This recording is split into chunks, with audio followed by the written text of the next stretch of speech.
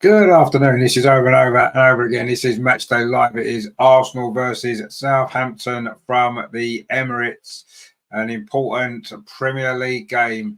Can Arsenal remain unbeaten so far this season? We'll have to wait and see. It's all coming up the other side.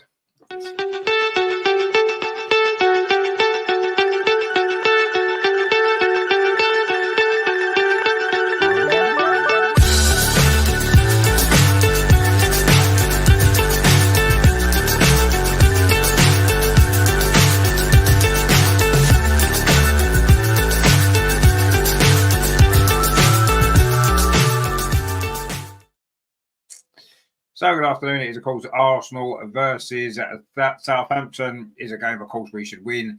But who knows? Stranger things have happened in football. And we have actually got not a very good record against Southampton at the Emirates. In fact, we've only won one of the last 4 meetings here in the Premier League. And the other 3 have finished in draws. Southampton haven't won away at Arsenal in the league since November 1987.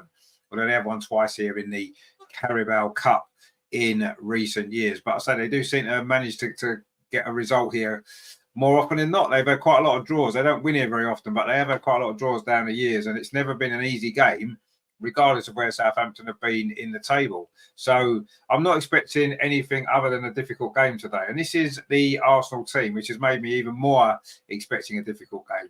So this is our Arsenal lineup. And in goal it is David Raya, of course. Now, in the back 4, Thomas Partey starting at right back. We know how much of a disaster that's been in the past. The 2 centre-backs, of course, are normal: William Saliba and Gabriel.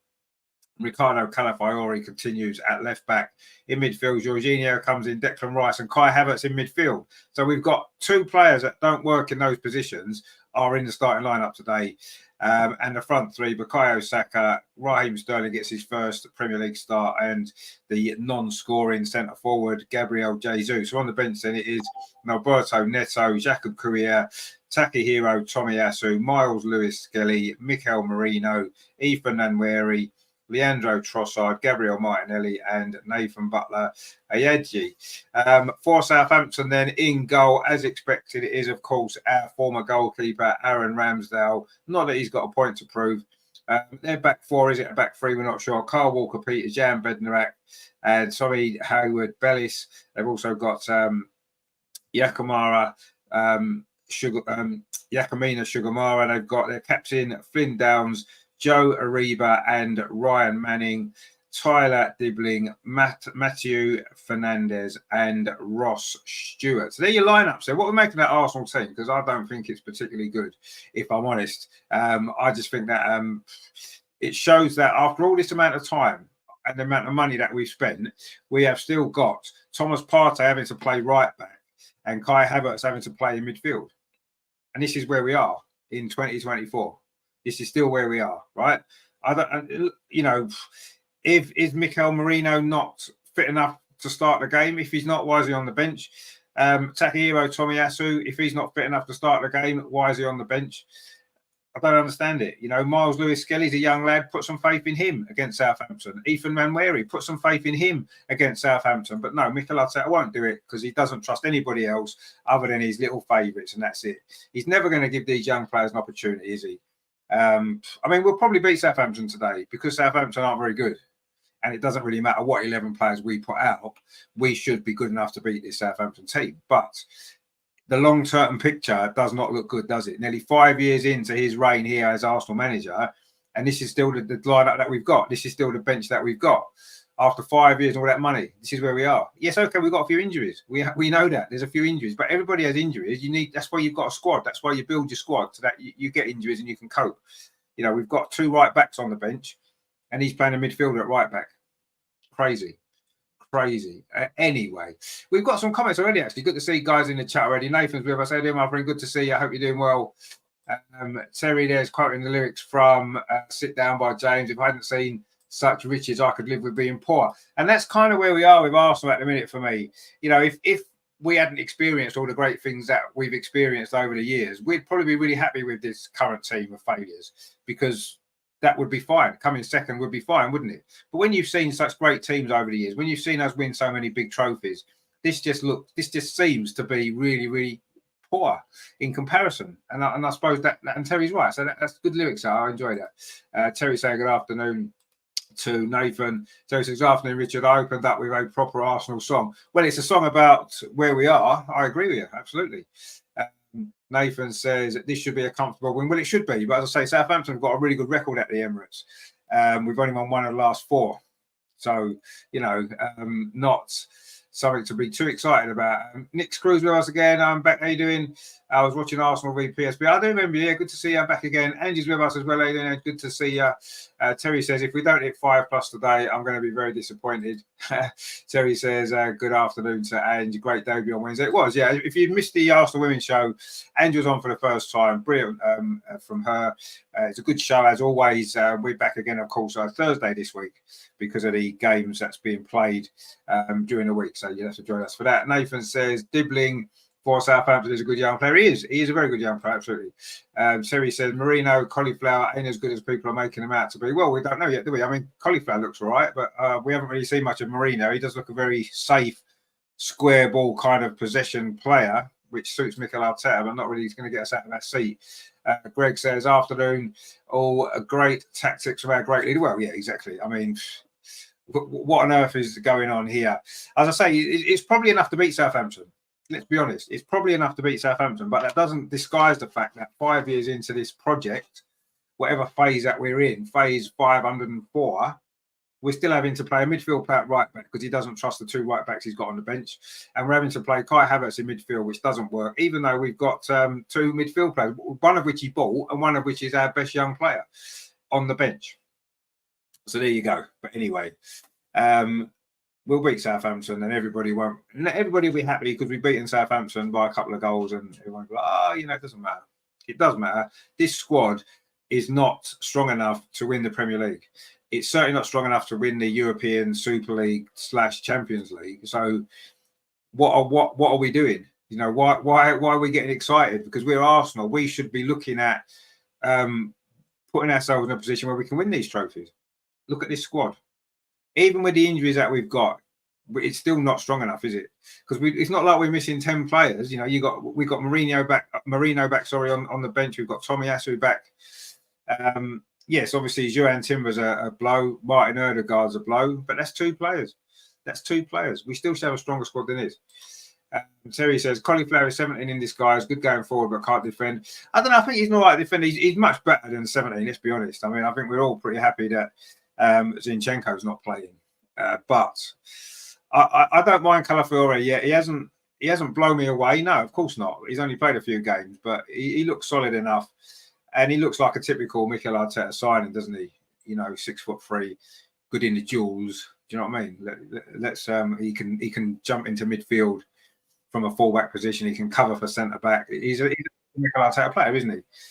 And he got a whole squad full of them now. And this is where we are. But this is Southampton at home. Southampton who just come back into the Premier League, of course, having got relegated a couple of years ago. I say we've had our struggles against them. Do you remember that 3-3 draw 2 years ago when they were on the brink of being relegated? And they got a 3-3 draw. We were lucky to get that 3-3 draw, weren't we? We were 2-0 down and 3-1 down in that game going into the last few minutes, and we managed to scramble a draw. So yes, and I remember the season before that, I think we only drew, didn't we? Can't remember now, but we haven't beaten. I think the last 2 games they've drawn. We won the one before that, and they drew the one before that. So we don't have a great record here against Southampton. I think they've been what I've seen of them this season. I haven't seen much of them. I've got to be honest. They seem to play good football. Obviously, they don't have the quality to be able to take advantage of their opportunities, and they're dropping points, losing games. But I don't actually think they're a bad side. I've watched them a couple of times, and they've actually been unlucky to lose.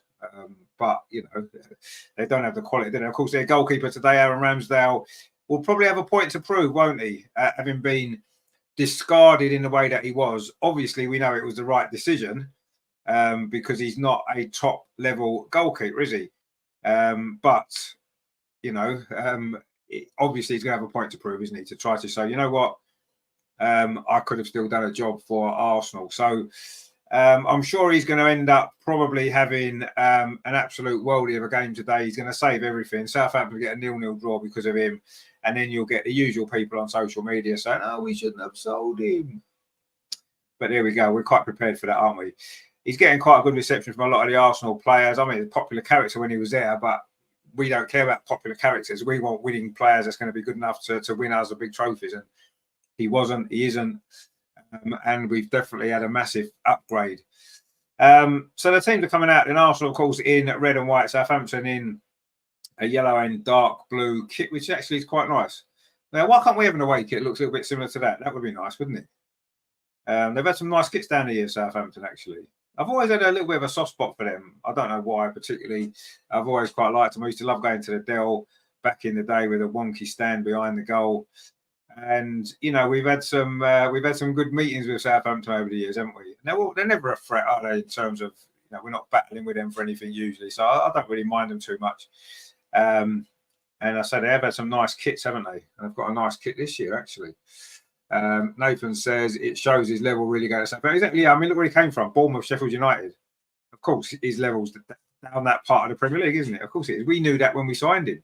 And he started off okay, didn't he? He had a good season at the beginning, and then you could see the reasons why he's not a top goalkeeper. Now, I said a year ago, 2 years ago even, that our weak links in our team were the goalkeeper, Aaron Ramsdale, and right back, Ben White. So it's no surprise to me that suddenly since Ray has come in for Ramsdale, we've been a lot more solid. And since Ben White's been out, with Timber there, we played well. So I know today we could have done with Ben White as a cover because we don't have another right back fit at them. What we do, they're on the bench. But so yeah, I mean, I think we'll be stronger. We are definitely stronger with Raya in goal, and we will be stronger with Timber at right back instead of Ben White. And there's no question about that. And I've said this for 2 years. So you know, Mikel Arteta, I don't agree with a lot of stuff that he does, but he gets things right. When he gets things right, it needs to be mentioned, and he certainly got those decisions right, hasn't he? So there we go. Nathan says they have no quality up front with Southampton. No, they don't. Absolutely not. They don't. I don't even think they've got a striker. They Ross Stewart, Scottish striker. That's it. You know, he's not going to cause us any problems, is he? Southampton have clearly come here for a draw, I think. Obviously they have. They're not going to come here to try and win, are they? Because they know they probably won't. You know, they've got a back four, two holding midfield players sitting in front. And yeah, I mean, we kind of expect that, don't we? It's going to be a low block. We have to do what we can to break it down. And says, I liked Rambo, but well, it doesn't matter if you like him. He was a nice guy, but ultimately he wasn't good enough. And that's the way it is, isn't it? You know, a lot of players that we've had over in recent years have been nice guys. They just wasn't good enough to take us to that next level. We've still got some that's still here. Unfortunately, one of them's playing today as centre forward, but you know, one of them's playing on the looks like he's going to probably be on the left wing. But there you go. I mean, you know, it is what it is, isn't it? At the end of the day, Terry says, "What's the chances Rambo's man match?" Oh, absolutely. We know for a fact Ramsdale's going to save everything today. Absolutely, he will. He will have the game of his life. And I say that's going to bring people out saying that we made a mistake getting rid of him. Well, we didn't. I don't care how well he plays today or how badly he plays today. It's not about one game. It's about the long term. And he wasn't a good enough goalkeeper. You're not going to win the Premier League or the Champions League with Aaron Ramsdale as your goalkeeper. You're absolutely not. Terry says to Ange, you didn't like him. You fancied him is what you meant. I don't know about that. Terry says, nice guys win nothing. Ange says they have to be Brazilian. Well, it seems like it, yeah. Nathan says, bang on, Terry, indeed. Terry's usually bang on, isn't it? Let's be honest. So we're just about to get underway here at the Emirates, Arsenal versus Southampton. And, of course, Arsenal are going to start as massive, massive favourites in this game. It's going to be Southampton to kick off, actually. They're attacking the goals to our left in this first half, which is, of course, the bank. And we are off and underway. The ball goes back to the goalkeeper, Aaron Ramsdale, and he kicks it long towards the edge of the Arsenal penalty. It bounces into the box, actually, and suddenly Southampton started this game quickly. Do you remember a couple of years ago against Southampton when Aaron Ramsdale gifted them the lead after about 10 seconds? Well, they might try and get an early goal here again. That cross comes in from Kyle Walker-Peters, but it's gone out for a throw to Arsenal over on that far side. We've got Kelvin with us. He says, hello, my fellow Gooners. How you doing, my friend? Good to see you with us today. I hope you're doing well. Greg says, poor Ange, how's your Glass is also trying to chat up the Lord. Well, you know, the Lord, you know, he's open to offers, I believe, shall we say? But obviously he'll be he's at the game tomorrow actually, and we'll see how that goes. Of course, the women's game tomorrow against Everton. We'll be here for that one, as always. And then we've got the game on Wednesday. Bayern Munich for the women. It's an early kickoff, so I won't be here bang on the start, but I'll get here as soon as I can. And of course, Thursday night we've got the Arsenal Women's Show ahead of a big weekend. Of course, Arsenal women play Chelsea next Saturday. Wow, what a week is coming up! But we need to get this game out of the way first. Of course, then it's international break for the men, isn't it? So Arsenal don't play for 2 weeks after this game before the next game, which makes Bournemouth, isn't it?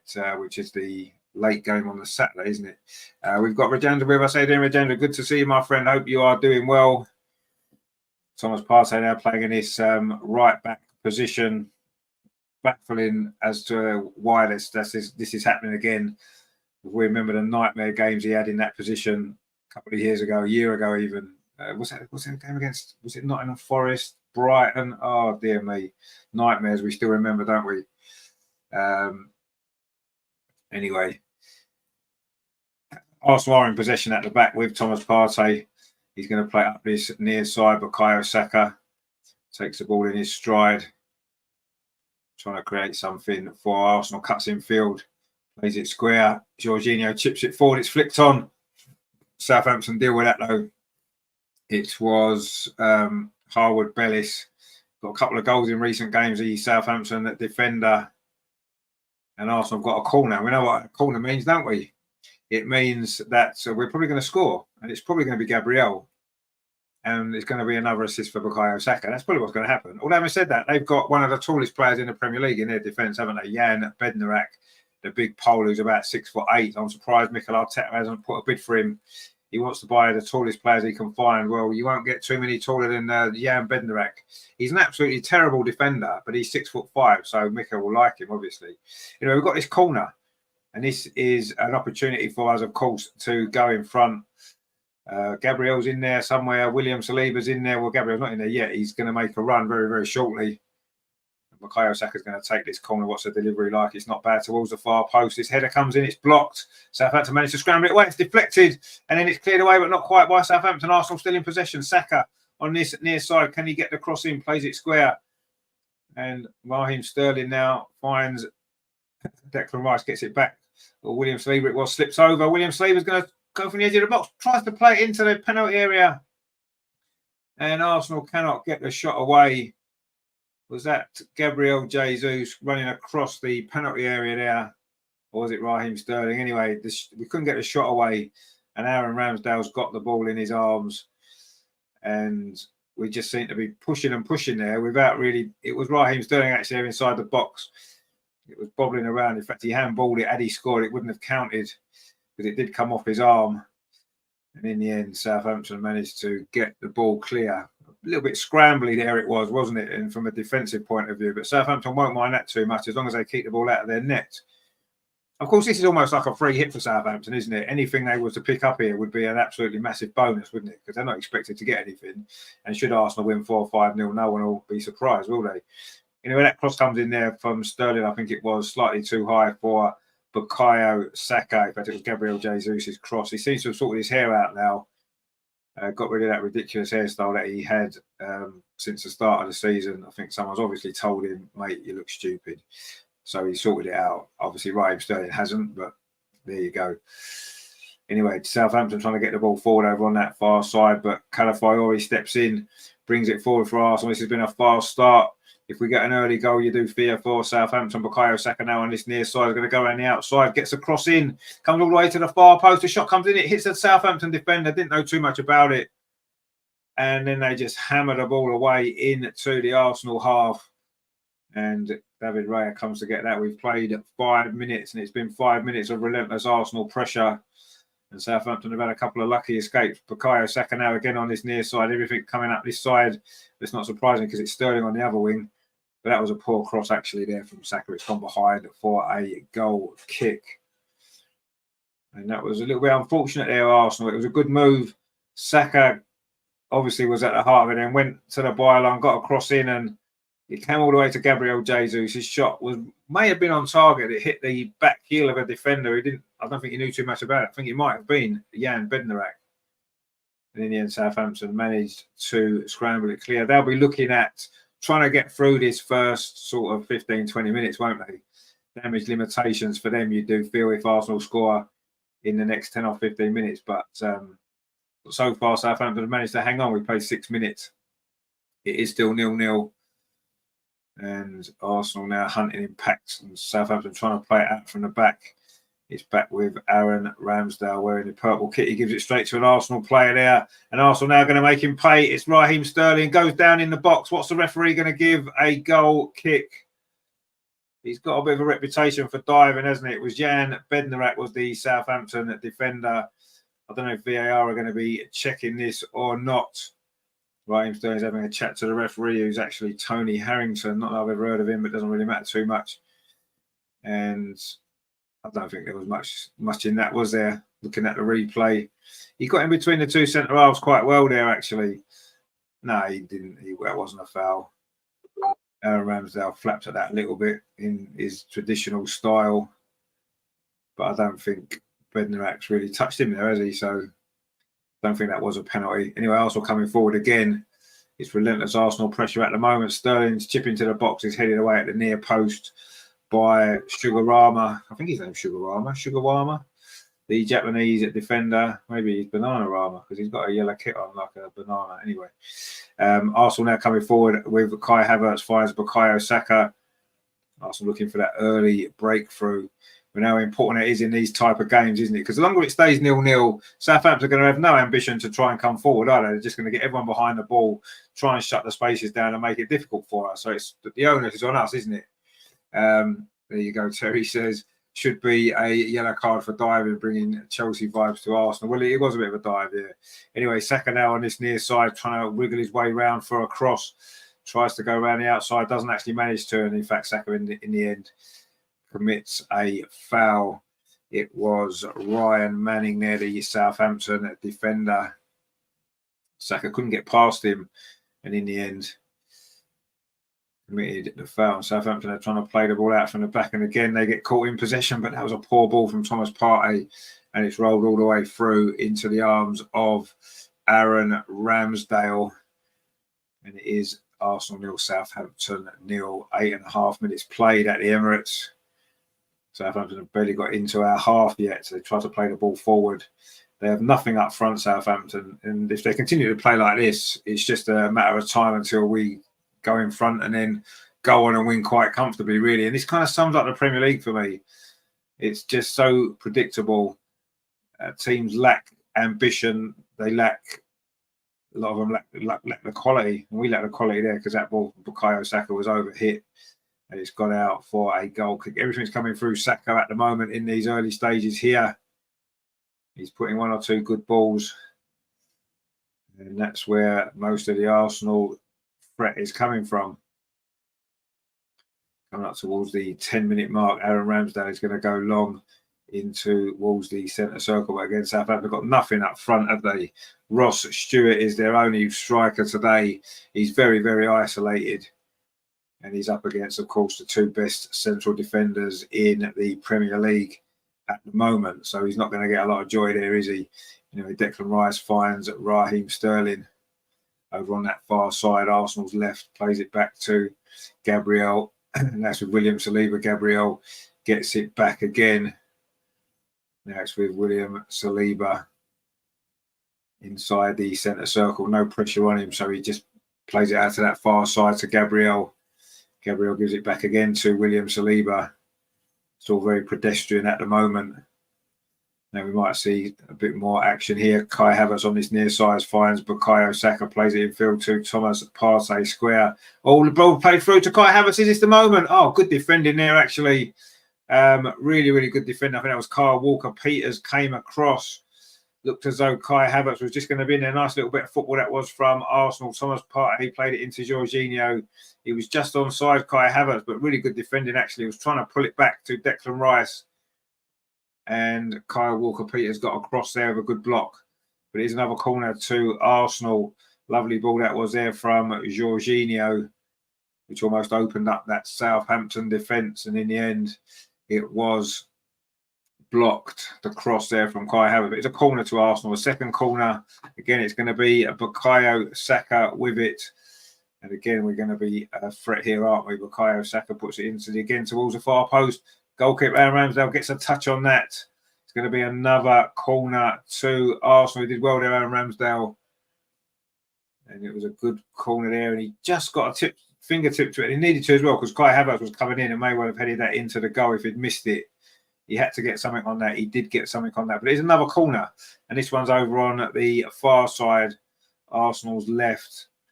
It looks as though Declan Rice is going to take this one, and says, my Dutch Gooner friend staying in St Albans has seen Stina getting her nails done. Oh, lovely. I'm sure her nails will look nice for tomorrow, then, won't they? Hopefully she'll be starting that game. You know, it's a corner again to Arsenal over on the far side. Declan Rice with it, plays it in towards the near post. Ramsdale comes and misses it, and it's headed over by Kai Havertz again. And Ramsdale that time didn't get nowhere near it. We've seen that all too many times, haven't we?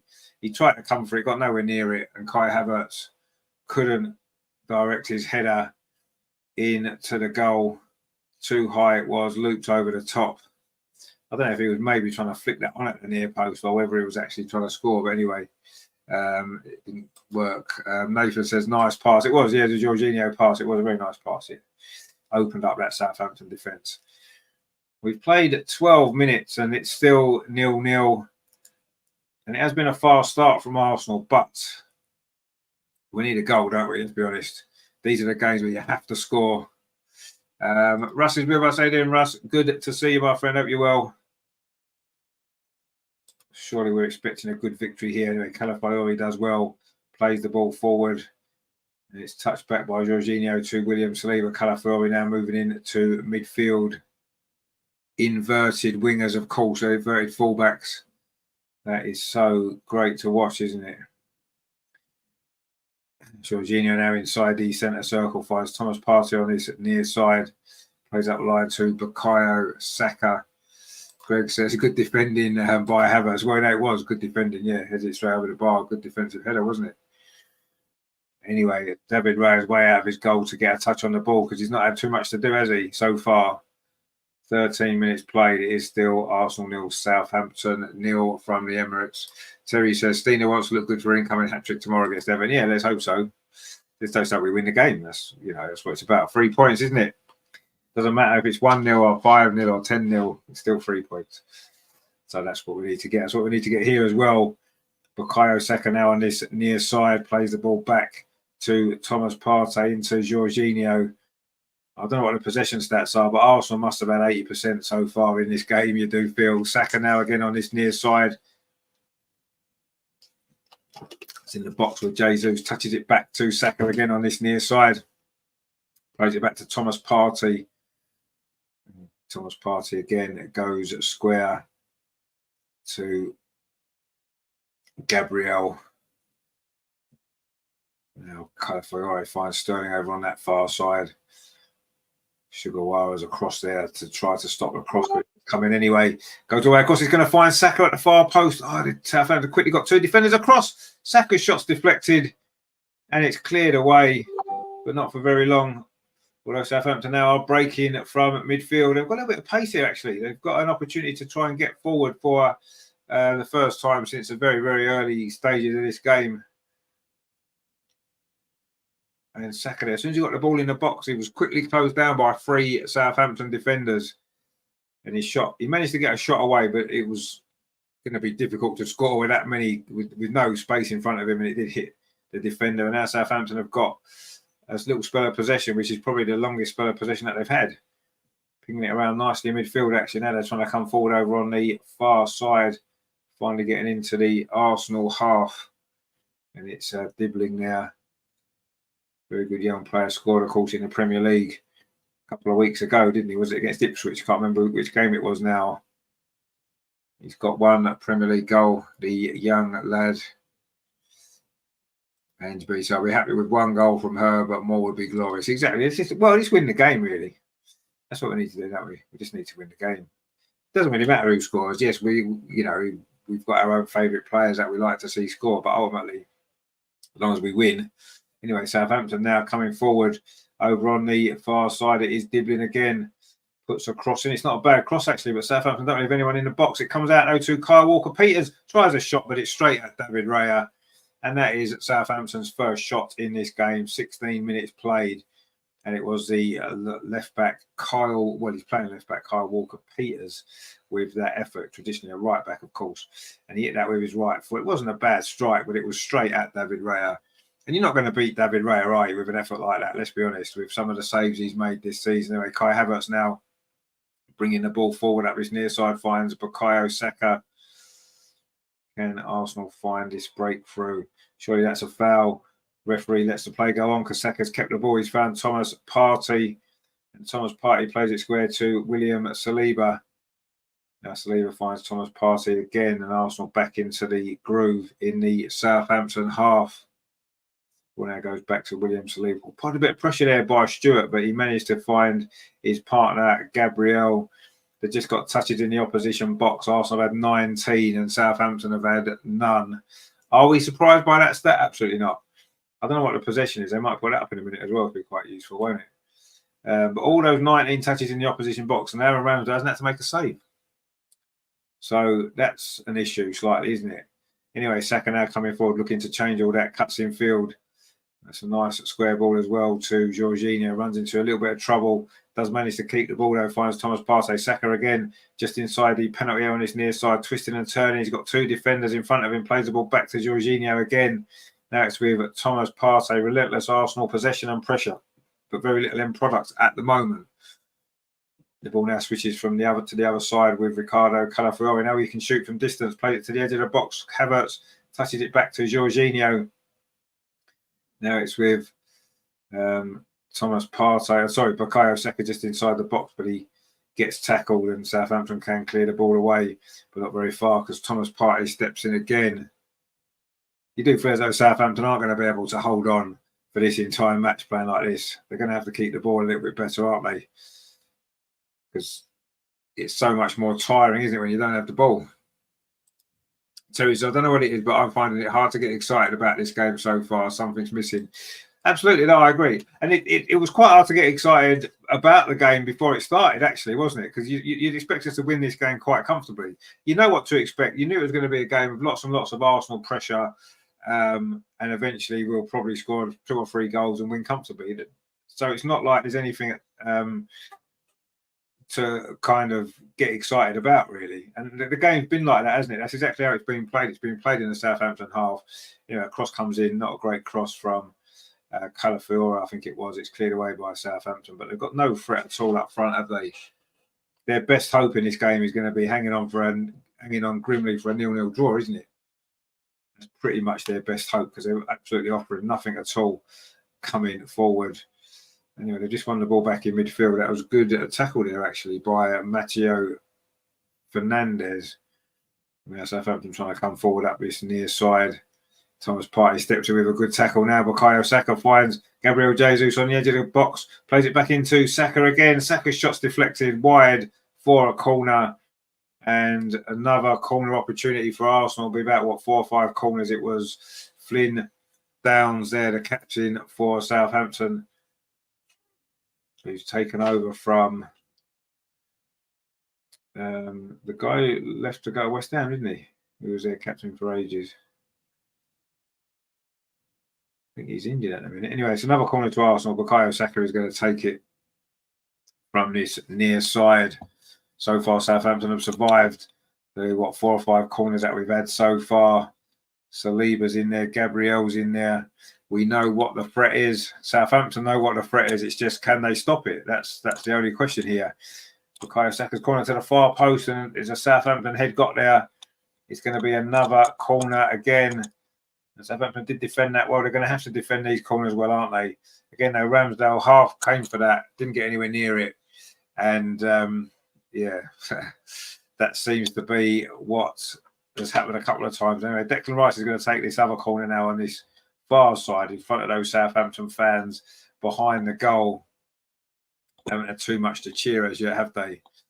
This game's already got a little bit of a vibe of the Leicester game from last week when it was this relentless Arsenal pressure. Now, there's been people moaning about Arsenal's fixtures, but Leicester and Southampton in consecutive weeks at home, certainly isn't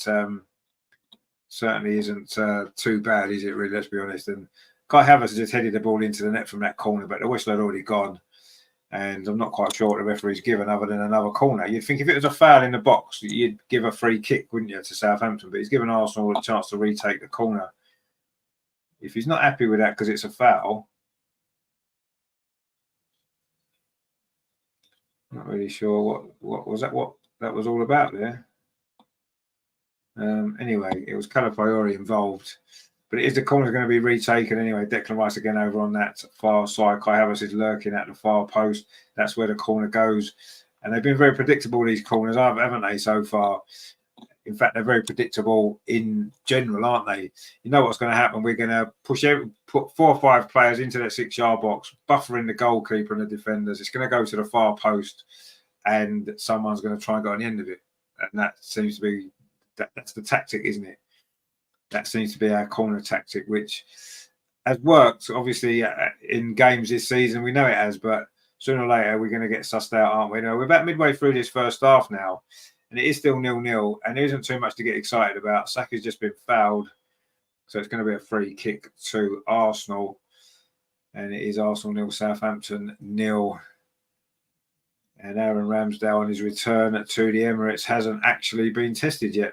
He hasn't had a shot to save yet. I mean, he's had a few corners and crosses to deal with, which he's had a mixed kind of time of it, hasn't he, with them? Because he's flapped at a couple. He got a good hand on one of them. Anyway, Arsenal got this free kick after that foul on Saka by Walker Peters. And Arsenal taking it quickly. Saka in possession. Declan Rice went round the outside of it. Maybe he could have used him. Instead, he crosses it. Saka. It's headed out by a Southampton defender. And suddenly Southampton have got an opportunity for a counter-attack, but not for very long. Every time they get the ball anywhere outside of their own sort of final third, no one's got any support, and they just can't keep the ball. They can't keep possession, and it's just coming back. And there's no way they can keep this work rate up in defence. They've worked very hard, Southampton, so far from a defensive perspective, but they can't keep this up for 90 minutes. It's just not possible. Jorginho tries to thread that ball through, but Aaron Ramsdale are going to pick that up. No problem at all. Jesus didn't have the best movement there, you have to say. And the ball ran through to the goalkeeper. Greg says, I watched Brighton versus Aston Villa women earlier. It was better football than this. Well, the WSL is better football anyway, mate. We know that. We've been saying this on the Arsenal Women's Show, haven't we, for a while now. The Premier League is very predictable. The way teams play, you know what's going to happen before the game starts. And the only thing really in doubt in this game was, could Arsenal get an early goal, settle down, and then probably go on and win comfortably? Well, the answer to that's been no. We've played 24 minutes. It's still 0-0. But the game's got exactly the pattern we knew it would.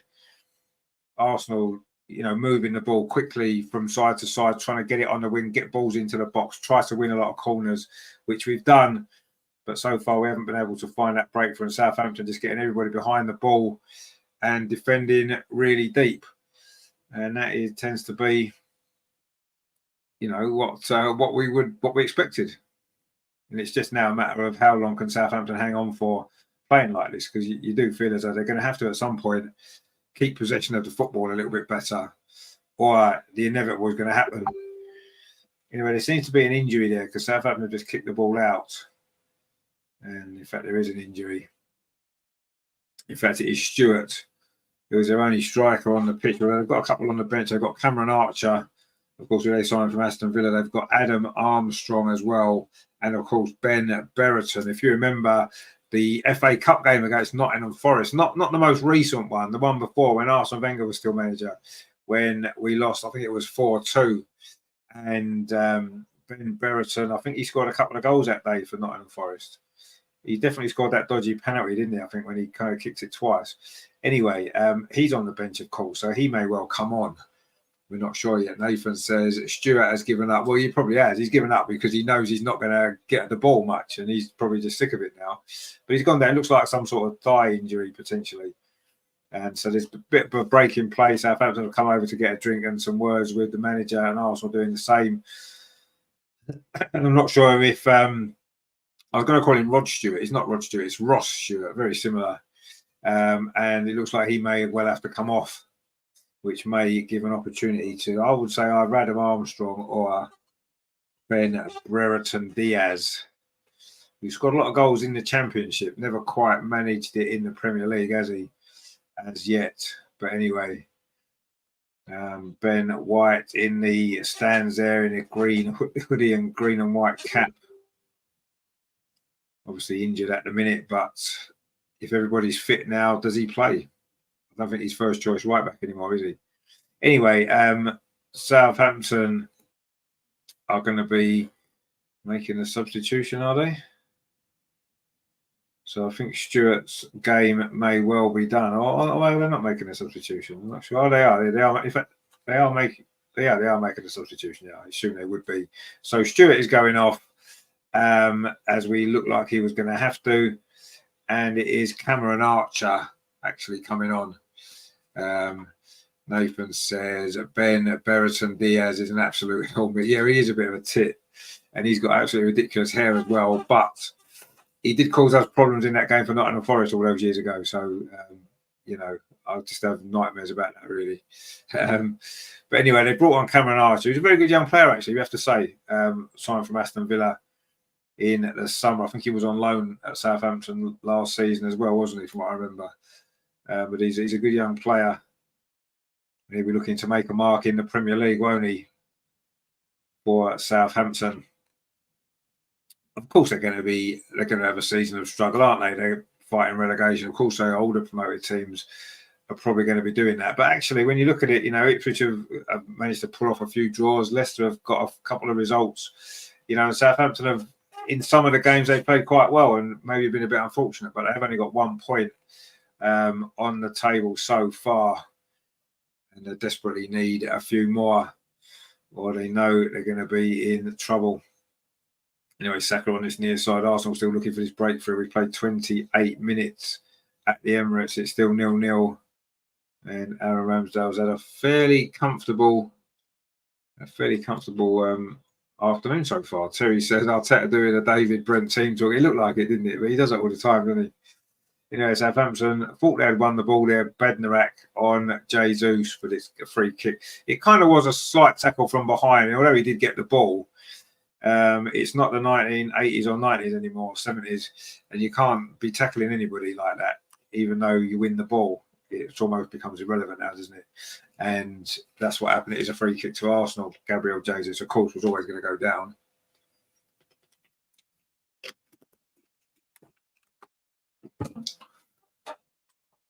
Mark C says, as Fulham go 1-0 up. Yeah, I know, but we know Man City are going to come back and win that game, so we're not even bothered, are we? Let's be honest. If maybe Fulham go 2 or 3-0 up, we might start getting a little bit excited, but no. Brentford went 1-0 up. I mean, Fulham are playing well at the minute, but there's no way they're going to hang on and win at Man City, are they? Anyway, it's a free kick to Arsenal. 29 minutes played. Are we going to be testing Aaron Ramsdale finally here? It's going to be Saka. Actually, exactly the same position that he scored from the other night, Bukayo Saka. Will he try it twice in a row? Will Southampton fall for it in the same way that PSG did? Let's have a look and see. No, this cross comes in towards the far post. Aaron Ramsdale's there, comfortable for the Southampton goalkeeper, number 30, wearing a purple kit, which is quite a nice kit, actually. Now he's gone long up that far side, looking for Dibbling, I think it was. The youngster playing out over on that far side. Southampton's right. Thomas Partey now bringing it forward for Arsenal. Finds Bukayo Saka. He plays it back to Gabriel. As we reach the half-hour mark here at the Emirates. Still 0-0. Can Arsenal get the breakthrough before half-time? You have to say, for all our possession, we've created very little. We're trying to create something now over on that far side. Jesus inside the box, pulls it back. Shot comes in, it's deflected. Again, it's deflected. It was Kai Havertz's effort, rolled into the arms of Aaron Ramsdale. And that was a little bit better from Arsenal. But again, Southampton got bodies in the way. In fact, it was Kyle Walker-Peters again, who's made a couple of big blocks in this first half for Southampton, hasn't he? And he had to get in the way of that, and he did. Took all the sting out of that shot, and it was comfortable in the end for Aaron Ramsdale. And the ball is now back with the goalkeeper for Arsenal, David Ray. He's not had much to do, has he, in this opening 31 minutes? So he's probably a little bit bored there, so he just wanted to get a touch of the ball. Greg says that's why Ramsdale went to Southampton. The colour of his shirt matches his eyes. Exactly, yeah. Anyway, Arsenal coming forward again with Declan Rice over on that far side, finds Raheem Sterling. Again, it's with Declan Rice. This is looking dangerous from Arsenal. Declan Rice. And it's gone behind for another corner. Sometimes we get in those positions, don't we? It's almost like we don't want to put a cross in because we'd rather just win the corner. And that's what he did then. It was Sugar Rama, Banana Rama has conceded that corner for Southampton. And it is a corner to Arsenal, 31.5 minutes played. It's corner number, is it 6 or 7? I've lost count now. But we've had quite a few. And Southampton have survived so far, but they've got one to defend here. Gabriel, William Saliba, Thomas Partey, all in there. Gabriel Jesus inside the 6-yard box. This one actually goes short. Now it's back to Declan Rice. He's got a different angle for a shot. Comes to Bukayo Saka. Oh, and he skied that over the crossbar there from, 25 yards. That was a poor effort there. It really was. And it's going to be a goal kick to Southampton. A rare shot, a goal for Arsenal, but it wasn't on target. In fact, it was miles off target there from Bukayo Saka. Short corner. Didn't really work, did it? Maybe we're better off doing the predictable corners instead. Anyway, Southampton again try to get the ball forward, but they can't keep possession. It's just coming back. It's just coming back. And obviously, it's going to cost them in the end, you feel. But they've survived so far, 32.5 minutes. Arsenal 0, Southampton 0. Despite Arsenal having, I don't know what the possession is, but I'm guessing 79-80% because Southampton have barely touched the ball, it seems. They had one little spell, didn't they? A couple of minutes where they maybe did have the ball for a short time. But, yes, not really too much to talk about in this game so far. But that's a long ball forward. Looking for Jesus over on that far side. He turned away there from Jan Bednarak. Knew he was beaten. Pulled his shirt, and he's going to get the first yellow card. The big Polish defender for Southampton. And I don't think there's too much doubt about that. Jesus, he completely made a mug of Bednarak there. Got far too close to him. And then he just pulled his shirt. He's going to be a free kick to Southampton over on that far side. A yellow card for Jan Bednarak.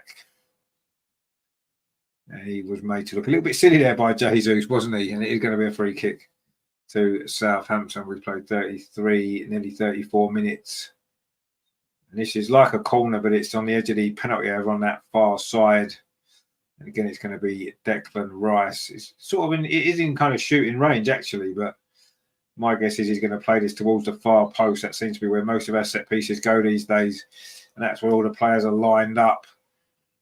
Southampton zonal marking at the minute. The free kick comes in low, hits a Southampton defender.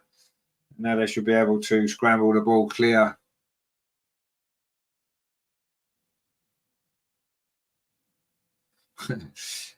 Mark, so he says, why did he do that? Clearly he doesn't know Jesus likes to run into the wrong area. Exactly, yeah, just let him go. Greg says the 15% of Southampton possession is goal kicks. Well, yeah, goal kicks and their defender playing it back to the goalkeeper. Yeah, you absolutely.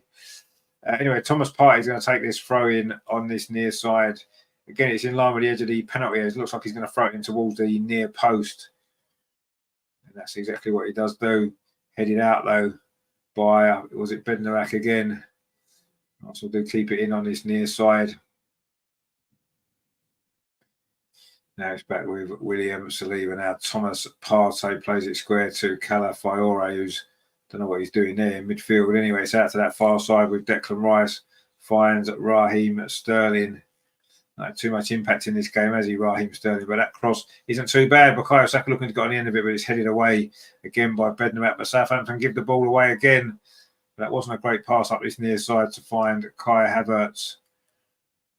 And he plays the ball back to Thomas Partey. More and more Arsenal possession into the last 10 minutes of this first half. It is still 0-0. A little bit of frustration maybe creeping into Arsenal's play that we haven't managed to even create a clear-cut opportunity yet in this game. Anyway, Kai Havertz's cross. Again, it's headed out. Not very far to Gabriel. Tries a shot from distance, but it goes high over the crossbar. It's going to be a goal kick. And that's going to be another 1% of possession for Southampton, isn't it? Another goal kick. And again, it wasn't a great cross. Again, it was Jan Bednarak there. And then that was a poor effort, really, wasn't it, from Gabriel? Optimistic he's going to score from 35 yards. He's all right heading it in from 5 yards. He's dangerous. He gets a lot of goals like that. But I don't think I've seen Gabriel score from 25 yards. If that's outside the penalty, I don't think. Correct me if I'm wrong. All his goals, I'm pretty sure, have been fairly close in, haven't they? Usually from set pieces. But obviously that's Arsenal's strength. It's his strength. Why not play to it? Absolutely. Anyway, Southampton now playing the ball around at the back. Arsenal pressing, closing the spaces, making it difficult for Southampton to get out. Actually, they've played this well, Southampton. That's nice play, actually, from them over on that far side. Now they've got the ball in midfield. It comes up to this near side. Kyle Walker-Peters, a right-footed left back, always looks a little bit strange, doesn't it? He plays the ball up the line. And Southampton now enjoying a little bit of possession in Arsenal's half. Probably only the second time in this first half that they've managed to do that. Now it's out over on that far side with Dibbling again. It's not like he's got any shin pads on. I can't know he's allowed to get away with it. Anyway, Southampton inside the Arsenal penalty here briefly, but the chance was shut down. And now Arsenal are going to be dangerous on the counter-attack, almost like we want Southampton to attack once in a while, don't we? So that there's going to be a little bit of space. But that was good defending, actually. Now Southampton have got possession again. This is actually one of their best spells of this game. Mark C says, joking aside, I would like our players to have more cracks at goal from 20 to 30. No, absolutely. I agree with you. And I would just like to see our players take their man on a bit more as well. Run past people. We don't do that, really, do we? Our game is all about passing. We don't take players on very often. It's all about passing and then getting a crossing and winning a set piece.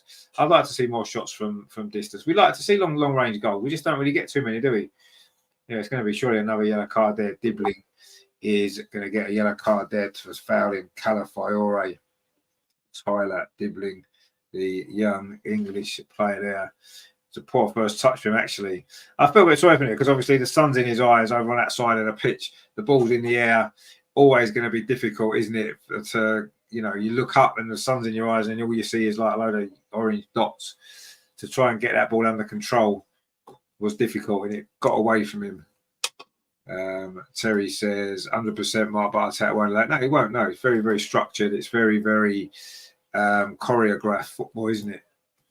Nothing off the cuff, nothing, nothing exciting. This is what I say about how it's not exciting football, and I stand by that. It's at least when Man City do it, as much as I don't like it, you have to say they do it better. Of course they do. They're more experienced at it. They move the ball quicker, and they do get more shots away.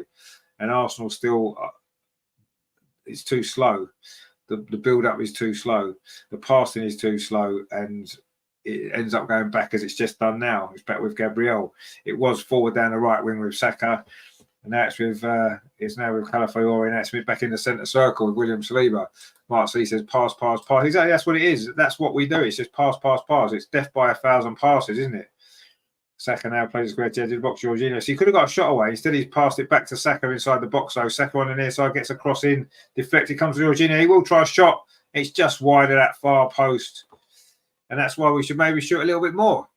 That one was a good effort. And Jorginho has certainly scored goals from that sort of range before, hasn't he? And that was definitely worth a go. He could have had a shot a little bit earlier, the previous effort, but he didn't. And that one there, in fact, Raheem Sterling wasn't too far away from getting a touch on it, which may have deflected it in. Ramsdale was going to get nowhere near it, but it didn't matter anyway. And Mark C says, ooh, it was just close there from Jorginho. But you see, a shot from 20 yards, 25 yards. Almost brought a goal. Who would have thought that you can have a shot from that far and you almost score a goal?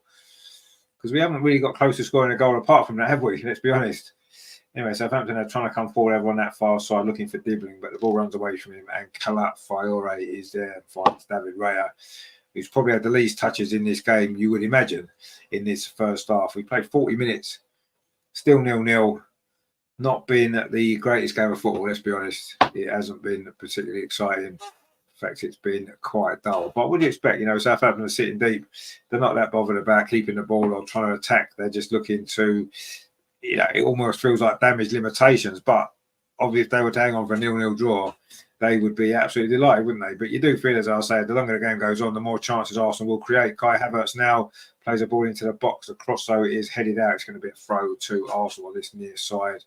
Again, it was Jan Bednarak, who's won a lot of headers, actually. He's defended pretty well. He's got a mistake in him. We know that. But so far, he's defended really well, Jan Bednarak, for Southampton. He has got a yellow card, though, so that needs to be remembered as well. He's going to have to be careful. He can be he does like a little bit rash sometimes with his challenges, isn't he? But I'll say he's defended well in his first half. He's won every header. Anyway, Southampton now looking to try to get a breakaway, but they can't because Jorginho nips in and wins the ball back for Arsenal into the last 3.5 minutes of normal time at the end of this first half. There'll be a little bit of stoppage time. There was that injury, wasn't there, to Rod Stewart for Southampton, who's had to go off. And now it's Dibbling up this far side, coming forward, showing a lot of pace, actually. The young Southampton man, he's gone past 2 or 3 challenges. Was he fouled by Gabriel? Referee says no. Terry says, okay, we haven't scored, but our field tilt is off the scale. It probably is. Whatever that is, we've probably got a good score in it, whatever that is, whatever it means. I'm sure we have. I'm guessing it means where the ball is, so the tilt of the pitch going down towards Southampton goal. That's probably what it means. It's nonsense, but yeah, we probably have. It probably is in our favour. Greg, so I was expecting 10 goals this weekend. Oh well, all down to the women tomorrow. Well, there's still the second half of this game to come yet, so we still might see a few goals. I wasn't necessarily expecting 10. To be honest with you, if it's 2 goals and we win both games 1-0, I think we'll both be reasonably happy, won't we? With that, all of us will be reasonably happy. Anyway, another foul on Bukayo Saka. Slight frustration there from Ryan Manning, but Arsenal taking the free kick quickly. That's with Calafiori over on that far side. Got that fantastic goal in against Manchester City a few weeks ago. Cross comes in this time from Sterling. Again, it's headed away. What was that? Jan Bednarak again? Actually, no, I think it was Harwood Bellis. And you have to say Southampton have defended well in this first half. You have to give them credit. They've worked hard. They've been organised. The possession there says 67% for Arsenal. Well, I'm quite surprised it's that low. I expect it to be higher than that, I've got to be honest. But anyway, that's what it says, so we won't doubt it. I don't know how they work it out, what sort of computer they have to say that. But anyway, that's what it is. Anyway, Sterling's cross from that far side, over hit again. And then Calafiori commits a foul, but it's going to be the goal kick in any case. In fact, it was Kai Havertz, on Harwood Bellis, and it's going to be the goal kick to Southampton. We're into the last 90 seconds of normal time. We expect maybe 2 minutes of stoppage time at the end of this first half. Frustrating first half for Arsenal. We haven't really got going as yet as an attacking sense. We've maybe just about, we've dominated the possession, but haven't really done too much, have we? Terry says a roll on 2 p.m. tomorrow. Yeah, exactly. Yeah, we're looking forward to that game, aren't we? It'll be certainly more exciting spectacle to watch. There's no doubt about that. Although Everton will come to the Emirates tomorrow, and I'm sure they will sit back and defend as much as they can as well, get bodies behind the ball. But you just expect that the Arsenal women's team will break them down a little bit quicker than this team has managed to break down the Southampton team. But we haven't yet. We're into the last minute of the first half. Thomas Partey kicks it long up this near side. Kai Havertz flicks it on. And now Arsenal got a little bit of space over on that far side with Raheem Sterling. Can he get his shot away? Cuts in field. He's got runner on the outside. Raheem Sterling's shot. Again, Bednarak's in the way. Great defending from the big pole again. He's been really good in this first half. Him and Carl Walker-Peters in particular have stood out in the Southampton defence. That was a big chance there for Arsenal just on half-time to take a good time to score, isn't it? We've got a second goal against Leicester at this point in the game last weekend. Are we going to get a big one this time? Saka's cross again. It's headed out by Jan Bednarak. And Arsenal managed to keep possession over on that far side, though. Raheem Sterling, we hit the 45-minute mark. I'm guessing 2 minutes of stoppage time, maybe 3. Be somewhere around that, you'd imagine, won't you? In fact, it's 2, yeah. As I say, I'm not too bad on my stoppage time, am I? I should be a referee, really. Anyway, us going forward now is it's going to be the moment to get the goal. Saka on this near side, little bit of space in the sunshine, plays it back. Shot comes in from distance. Or Ramsdale makes a save, made a bit of a meal of it, actually. It was Thomas Partey's shot. He should have held that, Aaron Ramsdale. He didn't. He pushed it out. Raheem Sterling was trying to get in for the rebound. And it's gone behind. I think it's going to be a corner to Arsenal. Ramsdale's now gone down with an injury. Going to have a little bit more injury time on. Thomas Partey's shot there actually wasn't a bad save in the end. And it was good defending on a follow-up by Harwood. Bellis just got there. In fact, it was Jan Bednarek again. Bednarek again there, just ahead of Raheem Sterling, and Ramsdale's gone down with an injury. Russ said Walker-Peters on Saka was a red, Dibley in a yellow, blatant dives, no card. I haven't seen anything that deserved a red card in this game, I have to say. Terry says, hit the like button. 50% of you haven't in the chat. Okay, hit the like button, guys. Come on. I haven't seen anything that looked like a red card. Yes, there's been a couple of yellow card challenges. I think they were yellow cards, no problem at all. And of course, they've had, is it 2 yellows so far, haven't they? Both for shirt pulling, actually. Stopping a counter attack. But Ramsdale, actually, that wasn't a bad save, to be fair. It was curling away. And then the shot comes in, the rebound there, and it was good. It was good defending by Jan Bednarek again. And says, would like a Sterling goal at some point. We might get one this season. Yeah, we might well get one this season in the Premier League. Who knows? Probably not today. Mark Z says, any goal for me? Exactly, yeah. Greg says, you've got a long way. Exactly, yeah. Anyway, it's a corner to Arsenal, so there might not be such a long wait for an Arsenal goal because we are quite good from these situations, aren't we? We have been. But we'll see how Southampton deal with this one. Saka's corner again. It's to the far post again. Yeah, and Bednarek is there with his header. He has been an absolute brick wall, hasn't he? Russ says, Sterling is a peripheral player. That he'll do much. No, exactly. When he's just past his best, isn't he? You know, he's not even on our payroll. Chelsea are paying his wages. Why does he even care? He's just come to have a nice, easy season, hasn't he? He looks washed up. Someone said that a couple of weeks ago, and I agree with that. He does look washed up. Anyway, it's another corner to Arsenal. This time it's over on that far side. We've played a minute and a half of the two. There's going to be more time, obviously, stoppage time because of that little injury we just saw there to Aaron Ramsdale. And the referee's gone over there to tell Declan Rice to put the ball back into the semicircle. It's not in a semicircle at all. Terry says, don't look like Sterling is going to revive his England career. Well, how would he? He's not been good enough. Anyway, it's a corner to Arsenal over on that far side. Declan Rice again with it. It's going to be in towards the edge of the 6-yard box. Ramsdale punches it clear. Much better from the Southampton goalkeeper. In fact, there goes the half-time whistle. Mark C says quadrant. Oh, it is a quadrant. Yeah, the semicircles are outside the box.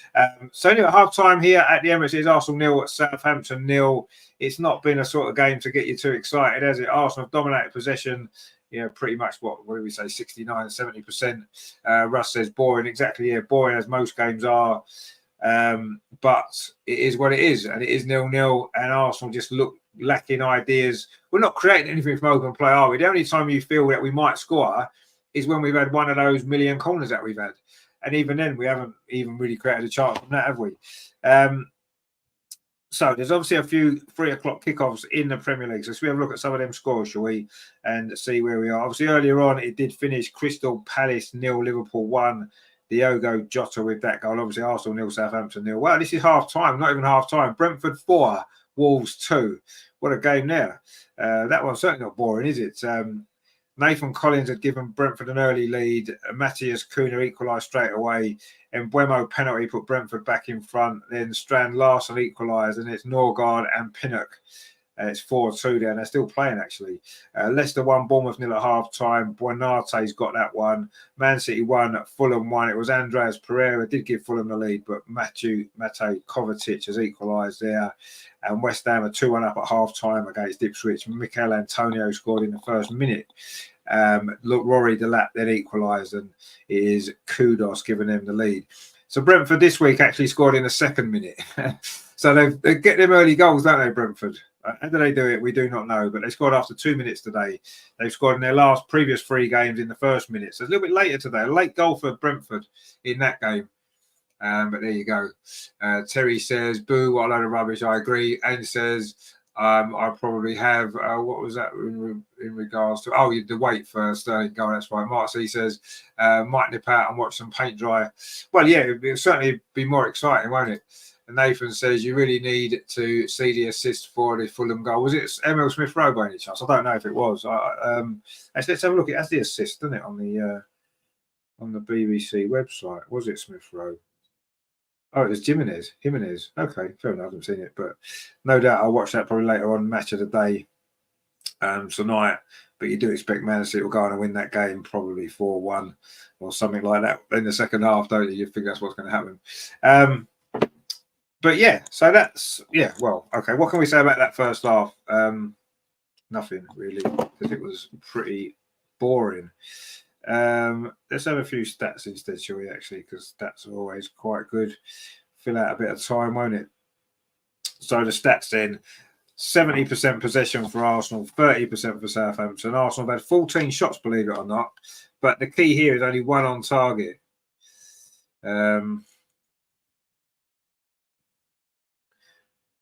So there you go. We have had where's the corners? 8 corners we've had as well. And no goals. 1 shot on target. That's poor, isn't it? For all that possession, that is really poor. Southampton have also had 1 shot on target. And they've only had 3 in total. And they've only had 2 in total, sorry. So they've had 1 on target, 1 off target. And they have had absolutely no corners whatsoever. So there you go. So that's the story of the first half here from the Emirates. Lots of Arsenal possession, but very little end product. Terry says, can you bring a video of it back for me, please, Mark? Well, yeah, video of that game. Nathan says, Jimenez, fantastic. Okay, I mean, I'll probably watch it later on Match of the Day, I would have thought. But could do with some sort of assist in this game, couldn't we, just to make it a little bit more exciting. You know, it is half-time at Brentford now, 4-2. Wow, what a game that is. In fact, there's been goals in every other game except this one. And of course, the late kickoff is Everton versus Newcastle later on as well, from the, well, it's still Goodison Park for the time being, isn't it? Until, of course, next season they're moving into their new stadium. I've seen videos of it. It looks a nice ground, doesn't it? It's a shame that another one of the old traditional grounds is going, a bit like the whole history of football is going to be buried, isn't it? There's going to be none of the old stadiums anymore. Football isn't even the same sport really anymore, is it? Unfortunately. But there you go. Greg says, it wasn't for you in the chat, I think I would have fallen asleep. Well, that's what I did last week, actually, but that's because I wasn't well. Terry says, we need a proper centre forward, not a puppet. Oh, exactly. No, we do need a proper centre forward. Well, yes, but you see, you say that, and people will say, no, we don't, because we scored 80, 90 goals in the last 2 seasons. These are the type of games, aren't they? These are the type of games where it's that big centre forward that gets you that goal that changes the game. Yes, I still think we'll win, because I don't think Southampton can keep doing what they've done in that first half for a full 90 minutes. I just don't think it's possible to do that. I really don't. I just think that eventually they'll have one lapse in concentration at the back because they've had to work so hard, and we will take advantage of that. I'm convinced. But let's see. Let's see. So yeah, let's see what happens anyway. Greg says, even my missus nagging is more entertaining. Well, I don't know about that. I don't know. But that game wasn't very good at all. In fact, it was really, really poor. But the good news is it's half time, so we've only got another 45 minutes to endure. And you never know, the second half might actually be better, mightn't it? Let's not give up.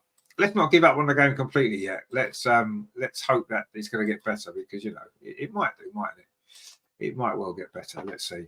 But yeah, let's see how it goes, shall we?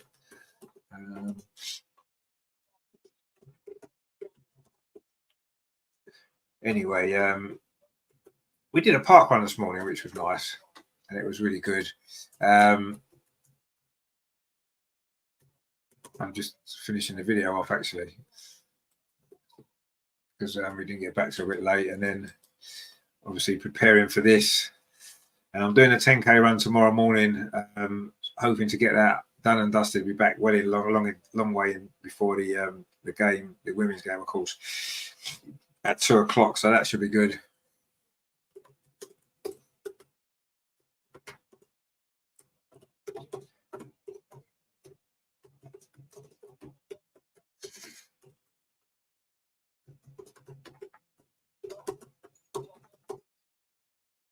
Oh, excuse me.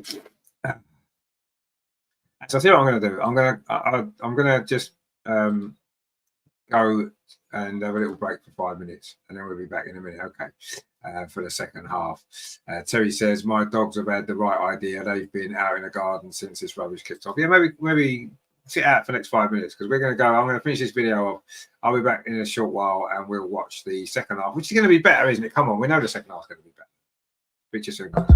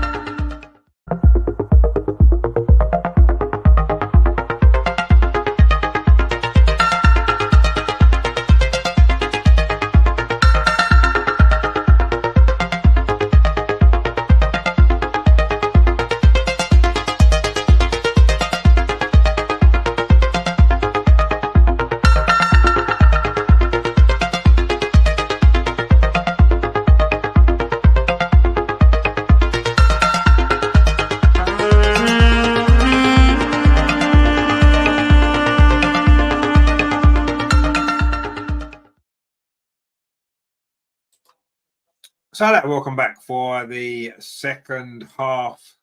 The players are just back out again. Mark C says we'd like to see Martinelli on for Sterling. Anyone on for Sterling would do, let's be honest. Terry says, let's hope Richard means he's only going for a break and be back for the second half. I thought he was going to say, I'm going to commit suicide. It's not quite that bad, but it's not far off, is it? Greg said, the chat here is better than phoning the Samaritans. So that is true, actually. That is very true. Just need a few more likes, though, don't we? That's why the game's been so poor. Terry said, oh, we've had that one. Oh, hang on. What does that say there? I'd like to see a game of football in the second half. Well, I would as well, yeah. Mark C says, here we go. Indeed, the teams are back for the second half. And as far as I can see, there's been no changes for Arsenal. It will be Arsenal to kick off. We're attacking the goal to our left, which is the North Bank in this second half. Let's see if we can get that breakthrough. David Raya goes long. We still haven't changed that kickoff, have we? It's the same every single game. You know, Southampton win the header again. And Arsenal looking to try to get this early breakthrough in this second half. Try to get the goal. Terry says, I was just going to take bets on you're not coming back until 1:45 tomorrow. No, I'm hardcore. I'm not going to give up on the game quite yet. Anyway, Jesus now from the edge of the box tries to curl it in bottom corner, but puts it wide. And the non-scoring centre forward for Arsenal continues to be a non-scoring centre forward for Arsenal. Sterling, it was cut in from that left-hand side, and Jesus tried to bend it in that corner, but was never going to go in, let's be honest. But again, it's a positive start from Arsenal, looking to try to get this breakthrough. It is still Arsenal 0, Southampton 0. At the Emirates, we've played a minute of the second half. Similar pattern to that first half. But you do feel as though Southampton are going to start to get a little bit tired. Greg says Arteta probably told them at half-time how great they are doing. He probably did, yeah. I would be well happy with passing the ball brilliant. Look at the position. What he would have done was he'd have had his little screen up in the dressing room. He'd have had the possession stats. 70% possession, lads. 14 shots at goal. Brilliant. Brilliant. He would have hidden the one shot on target one. He would have hidden that. 8 corners, he would have put that up on the screen. 8 corners, lads. Come on. We get another 8 corners. We might score a goal because we ain't going to score a goal any other way. But another 8 corners might do the job. Anyway, Calafiori now on halfway finds Raheem Sterling on this near side. Touches it back to Gabriel. Now it's with William Saliba. I'm pretty sure both managers would have been fairly happy with that first half. Southampton manager would be delighted, wouldn't he? With how they've defended Southampton. They've not done anything else, but what else did they come for? You know, the longer it stays at 0-0, the longer you feel that they'll be happy with that. And I say they've got a decent record of picking up a point here at the Emirates. 3 of the last 4 games here between these two sides has finished in a draw. The last one was that 3-3, of course, if you remember. At the point where we started to throw away the league title for the first time. Of course, we're now experiencing that, aren't we? We've done it twice. Anyway, the camera's on Gabriel Martinelli on the bench. Is he going to be the one to come on and unlock this defence? He looks the one most likely to come on. He hasn't got his coat on. Unlike Tomiyasu sitting next to him, who is probably unlikely to come on if we need a goal, let's be honest. If we go 1-0 up, we might see Tomiyasu come on. Probably QER as well. Let's shut up shop against Southampton because we don't want to risk throwing away any points, do we? Against a team that we should beat fairly comfortably. Anyway, Arsenal knocking the ball around in midfield. Southampton trying to close us down. They're still working extremely hard, Southampton, but they've offered very little in this game other than well-organised, strong defending, and that's it. And they've just won the ball back now in midfield. This is better play from Southampton, actually. And again, the ball goes forward to Cameron Archer, but there's nobody, no Southampton players prepared to take a risk and a gamble. And you can understand why, because as soon as they commit men forward, they lose the ball, and then suddenly the space is going to open up for us. So you can understand why they're doing it. It just means the game is just boring. And that's the Premier League. Too many teams want to play that same way anyway. Diblin now trying to cause some problems for Calafiori. He's done well, Diblin, inside the penalty. He played it across the box. And it's hit the top of the crossbar. Oh, that was a big chance for Southampton. Their first real effort at goal. It was created by Diblin on this near side. He went past Calafiori far too easily there, did Diblin. It was a good cross, actually, as well. In fact, he got deflected and the shot came in. In fact, it was a shot. It got deflected off Gabriel and it fell inside the 6-yard box. But he went onto the roof of the net there from Fernandez, I think it was. Wow, Southampton's first threat at the start of this second half. And Arsenal almost caught out, and it was Ryan Dibbling with the run. Brilliant stuff from Taylor Dibbling, sorry. Brilliant stuff from him to create that opportunity. And Southampton have come closest to scoring, probably in the game, actually, so far. They're coming forward again, actually. Suddenly they've gained some confidence from that, Southampton. And they're coming forward again. And suddenly Arsenal on the back foot at the start of the second half. This is what happened last week, isn't it, against Leicester? Different circumstances. We were 2-0 up in that game. But this time, again, we've started the second half slowly. And Southampton could easily have scored, as Leicester did in the very early stage of the second half. And Arsenal got away with that there. But suddenly Southampton enjoy much more possession at the start of the second half than they did in the whole of the first half. And actually, they're coming forward again. They've run into a little bit of trouble in midfield. In fact, they've won a free kick. This is good start from Southampton. That was Harwood Bellis there. Won the free kick, and then the ball played up this near side. It's with Dibbling again. He's going to fancy his chances, isn't he, against the 50-year-old Raheem Sterling. Instead, he goes back to Harwood Bellis again. And Southampton started this game well. The second half, sorry, they started the second half well. We've played 5 minutes all, but they give the ball away. And this is where it could be dangerous. Oh, that was a poor touch, actually, there from Kai Havertz. The ball is now back with Aaron Ramsdale. And this is the type of football that I've seen from Southampton this season in some of their previous games. They've played some nice football at times, and they just haven't been able to get. I mean, they've only scored 2 goals in the Premier League all season. Well, they've just given the ball away. Have they? No, they haven't. It was Sugawara there, almost gave the ball away, but actually did well to win it back. Terry says, "Told you, cauliflower 17 in disguise." Well, I mean, he got caught out there, but he just won that header. And now suddenly Arsenal on the front foot. It's Raheem Sterling inside the box. Did he take it on too far? He still got it. Raheem Sterling gets to the byline. Can he pull it back? Again, it's great defending at the near post. That was Harwood Bellis. And Southampton's defending has been sensational in this game, you have to say. And Raheem Sterling, it looked like he'd done too much, but he did well in the end, got to the byline. But look at that defending there. Brilliant stuff from Southampton, you have to say. You know, obviously Arsenal's success has been built on this strong defence, but you have to say that Southampton's defending today has been brilliant. Anyway, it's a corner to Arsenal again. This will be corner number 9. And it's going to be Declan Rice with it. Gabriel and Aribo having a little bit of a push inside the penalty area.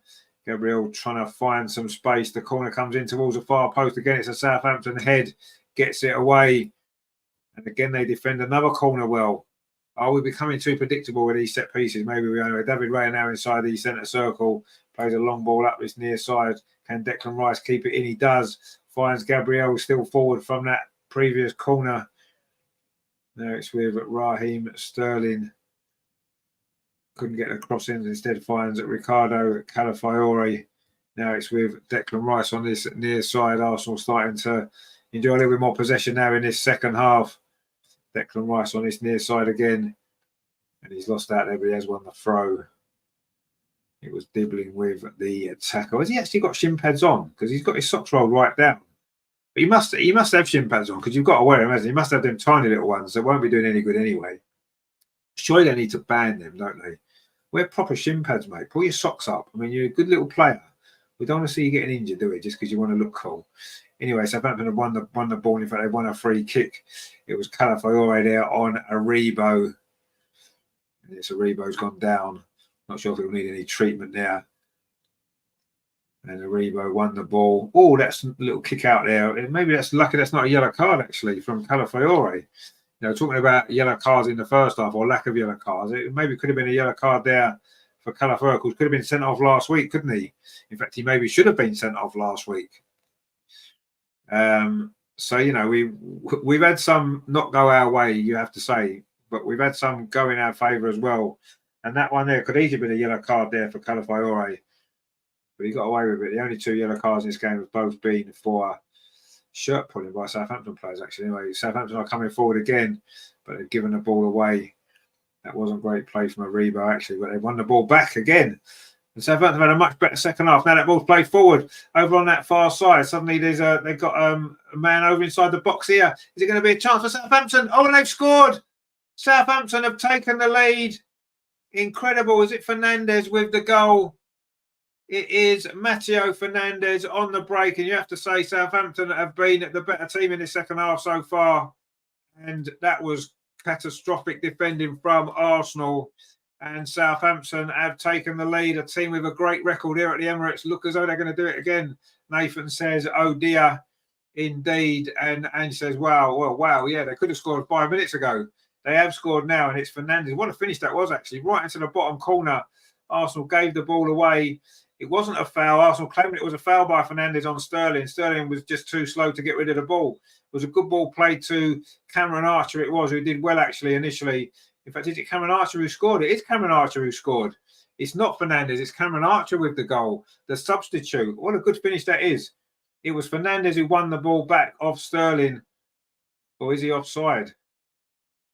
Or is he offside? This goal might actually be disallowed. It looks like he might be offside, Cameron Archer. What a finish it is, though. He cut inside William Saliba and found that bottom corner. That's a great finish. If this is disallowed for offside, obviously it'll be a good thing for us. But you have to say, it's the margin list of offsides. And that's a great goal. That is a great finish. Bent round David Raya into the far corner. And that is incredible. Is it offside, though? That is the thing. Is it offside? It certainly looks close. In fact, the goal's been given. It's not offside. It's been given. Cameron Archer is with the goal. And wow, incredible scenes here at the Emirates. A shock on the cards. And Jorginho there getting involved with Fernandes. Nothing in that. It is a free kick to Arsenal. And Fernandes is making the most of it. Terry says, no, that's a goal. No, it is a goal. It's been given. It looked a little bit of a tight offside, didn't it, actually? But he must have been all right. He must have been all right. And it's been given. It's a great finish, you have to say. A brilliant finish. And that was a counter-attack there from Southampton. They've offered very, very little going forward. And that's only their second shot on target in the game. But they have started the second half well. And 10 minutes in, they've got themselves a shock lead. But you do feel as though it is only a matter of time before we do score. But anyway, Arteta's sitting down there with iPod Albert, looking at the iPod, looking at to see what they need to look at on there. I don't know. It's obvious what the problems are. But anyway, here's a throw to Southampton over on that far side. And suddenly Arsenal now got a lot of work to do in this game. After dominating that first half, dominating possession without creating anything, suddenly found ourselves a goal down. And wow, that's what can happen in the Premier League. I say we have had issues with Southampton in the past, haven't we? We really have. And Southampton coming forward again. They've certainly been a good start to the second half, but suddenly they're giving the ball away. But that wasn't good play from Arsenal. And again, Southampton bring it out of defence, and they're playing with a lot of confidence now, Southampton. You have to say. Terry said, should have kept Ramsdale. Yeah, Ramsdale saves that, doesn't he? Definitely saves that in a far corner. Oh, and after giving the ball away, is this going to be the moment? Kai Havertz inside the penalty area shot, and he's equalised. Southampton's lead lasted all of 2 minutes. They gave the ball away, and the goal goes in. It is Kai Havertz again.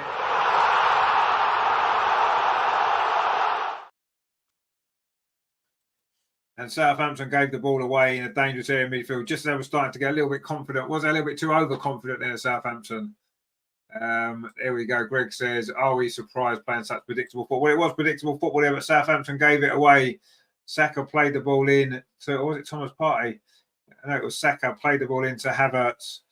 Saka played the ball into Havertz there, and he managed to find that bottom corner. It's a good finish, actually, from Kai Havertz as well. And maybe Ramsdale should have saved it, but he didn't. Mark C says, Jesus parking is awful. And B says, donkey goat. Shay says, good afternoon. Good afternoon, Shay. Kai Havertz has equalised, and suddenly the game has livened up in the second half. We've had 2 goals in 2 minutes, and it's Arsenal 1, Southampton 1. And Southampton will be kicking themselves, won't they, for giving the ball away there, just having taken the lead. And now they've got to try and come back again. Or can they just hold on? They're just giving the ball away again. And that's a good tackle, but the ball's going to break here for Gabriel Jesus. Is it going to be 2-1 to Arsenal? Try to square it instead of shooting. This is why we need a number 9. Again, it's Jan Bednarak who's going to be player of the match if this carries on. Brilliant defending again from him, but surely there, Jesus, he got a bit lucky there. The way the ball, in fact, he may well have been offside. In fact, he was offside. It wouldn't have counted anyway. But he's got to shoot. A centre forward there, number 9, shoots there. He tried to find Kai Havertz, and it was deflected behind by Jan Bednarak. Rajendra says, what a goal by Havertz. It was a good finish. And now the substitutes are coming on. 3 of them, in fact. Mark C says, once again, Jesus' final pass is crap. He's just crap all round. Anyway, Sterling's going off, thankfully. And hopefully we don't see him again in an Arsenal shirt. He's nowhere near the level that we need. Martinelli's coming on. Trossard is coming on, and Mikel Merino is coming on. Oh, Jesus is going off as well. Ta-da, mate. You can bugger off and all, mate. Yeah, ta-da. So Trossard's on, Martinelli's on, and Moreno is on. Not quite sure who else is going off for Moreno to come on. And suddenly now we've got the big guns on. Jorginho's going off. I thought he played quite well today, Jorginho. He was captain. I thought he had a decent game.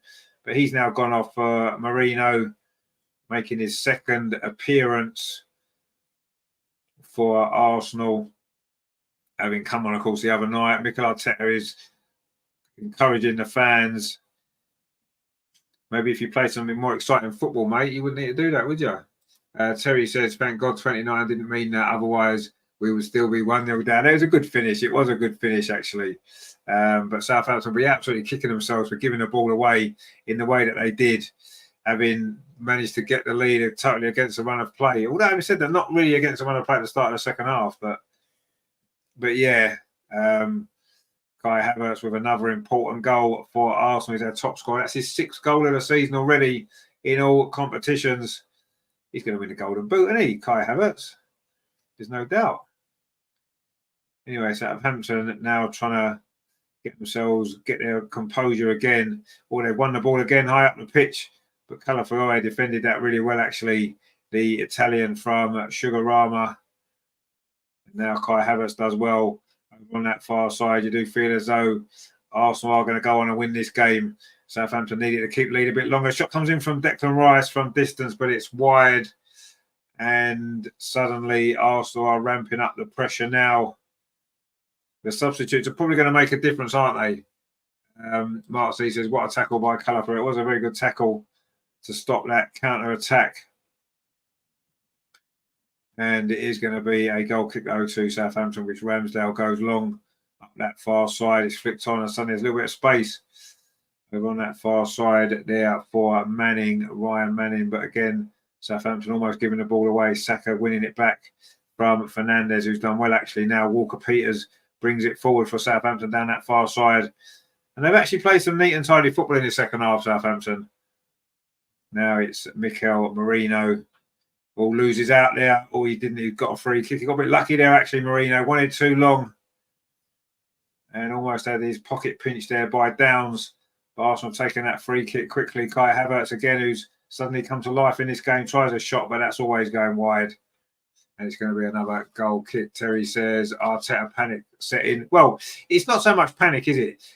There's only 12 players he trusts. And the first opportunity he gets, he's going to bring on 3 of those players. Two of the players he definitely trusts. I mean, Mikel Merino, you imagine he trusts him because he just bought him. But yeah, he's just gone back to, tried and tested, isn't he? That's what he does. He's a risk-averse manager, isn't he? He's just gone back to the tried and tested stuff that he knows. And Martinelli takes his throw, finds Trossard, who looks like he's going to be playing. Well, no, actually, Trossard's looks like he's going to be just dropping into midfield, and Havertz now is going to go as a centre forward, where he is much better. There's no doubt about that. And Martinelli's cross finds Merino, plays a square ball. Thomas Partey does try a shot. It's deflected wide. Could have gone anywhere that. But it's been deflected wide, and Merino there does what Merino does best, a sideways pass. Thomas Partey's shot. Guess who blocked that shot? I'll give you 3 guesses. He's about 6'8". He's a Polish defender. It was Jan Bednarak again, but it's another Arsenal corner. And we've got some more height in there now with Merino, who's he must be 6'3", 6'4", mustn't he? Mikel Merino. And it's going to be Bukayo Saka's got another assist already in this game. Is he going to get another one from this corner over on that far side? 64 minutes on the clock. Arsenal 1, Southampton 1. This corner comes in, but it's gone straight out, actually. Not a great delivery that time from Saka. Overhit that one, and it's gone out for a goal kick to Southampton. We're going to be in no rush to take this, are they? You don't expect. But anyway, it is going to be a goal kick to Southampton. 1-1 is the score. Should we have a little quick look at the other scores, shall we? In the Premier League, Man City are now beating Fulham. Kovacic has got another one. Wow, 2 goals for Mateo Kovacic. Doesn't score many, does he? And it is Man City 2, Fulham 1. It is West Ham 3, Ipswich 1, Leicester 1, Bournemouth 0, Brentford 4, Wolves 2. And of course, Liverpool did beat Crystal Palace 1-0 earlier on this afternoon. And Everton play Newcastle at 5:30. Anyway, Saka with the cross comes into Wolves. Marino, good defensive header away. Actually, that was by Ryan Manning, and it's going to be a free kick to Aribo. Sorry, it's going to be a free kick to Southampton inside their penalty area midway through the second half. And it's still been a frustrating game, a frustrating performance. But the second half's been a little bit better. At least we're seeing a little bit more attacking play from both teams. Southampton have come out of their shell a little bit. Did take the lead, of course, with that goal from Cameron Archer. But within a minute or so, they gave the ball away, and Arsenal equalised, and they've just given the ball away again. Martinelli on this near side plays it back to Leandro Trossard. We're doing all these floaty crosses, get to the byline, cut it back with speed. Yeah, they are. But we've got another corner, so it's going to be another floaty cross. Terry says Palace missed some good chances. I didn't see that game, didn't see it, but I'll catch up later on Match of the Day. It's another Arsenal corner. Again, it's going to go to the far post because that's where everybody is. It's predictable, isn't it? It is very predictable. Anyway, this is our 11th corner of the game. We haven't scored many of them. I said we'd need another 8, didn't I, until we score from one. Let's see if maybe that will change here. The corner comes in from Declan Rice to the near post this time. Again, it's a Southampton head. Kai Havertz gets a second header, but he can't direct it towards the goal. And it's gone wide. And another Arsenal chance goes begging. And it was Kai Havertz there, couldn't direct that on target. And it's another free kick to Southampton inside the penalty. They're trying to play out from the back, Southampton. They're causing themselves a few problems, but they won a free kick there. It was a Kai Havertz foul on... who was a foul on? Downs. Flynn Downs, the captain of Southampton. And it is still 1-1. Aaron Ramsdale's going to take this free kick from just on the edge of the Southampton penalty area. Goes long. Going to be flicked on. In fact, it's headed on by Calafiori, and then Gabriel wins the second header, but Southampton again pick up the ball. That's a nothing ball up this near side. Martinelli should pick that up. Although he's just at his pocket pinch, but Arsenal do win the ball again with Mikel Merino, and his cross, or attempted cross, is blocked. And it is going to be a throw to Arsenal, which Calafiori is going to take. Seeing a couple of new faces in the team. They haven't really played that much for Arsenal yet. 2 of our summer signings both had their injury problems already this season, but they're both on the pitch now. Mikel Merino and Ricardo Calafiori. But it's Saka, a more established player over on that far side. Cross to the far post. Martinelli's in. He scored. Was he onside? I think he might have well have been. The goal has been given. It is 2-1 to Arsenal. We have turned this around.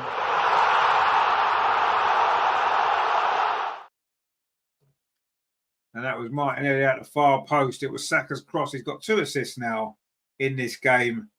And with 22 minutes to play, you do feel as though Arsenal have got themselves out of jail a little bit here. Hasn't been a great performance, but it's all about getting the job done, isn't it? That is what it's all about. It was Saka's cross again.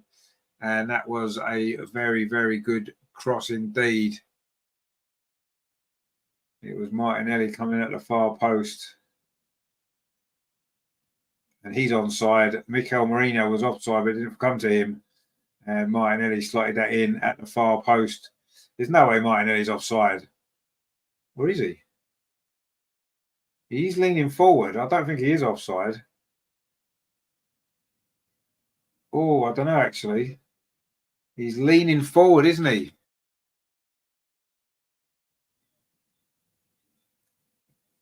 No, I think he's on. I think he's on. They haven't decided yet, actually. So just wait 2 seconds because they haven't come up with a decision. I mean, we can't see the lines. I don't know why they haven't just drawn a line across it. I mean, it's Martinelli's leaning forward, so it will be his head that might be offside. It looks like there's a defender there over on the far side. Bednarak, I think it is, might well be playing him on. Not really. It's not really clear, the images, is it? It's not really clear. Not really sure yet, actually. He does look onside. I'll be surprised if it's given, but the angle that we're seeing at the moment isn't across the pitch, so it's not the best angle, is it? So we can't really see. He looks onside, but he is leaning forward, and that could end up being crucial. But it does look like it's Bednarak who is the furthest defender back for Southampton, and they're taking a long time over this, actually. I mean, I thought we were supposed to be doing these quick offside decisions. I think he's onside.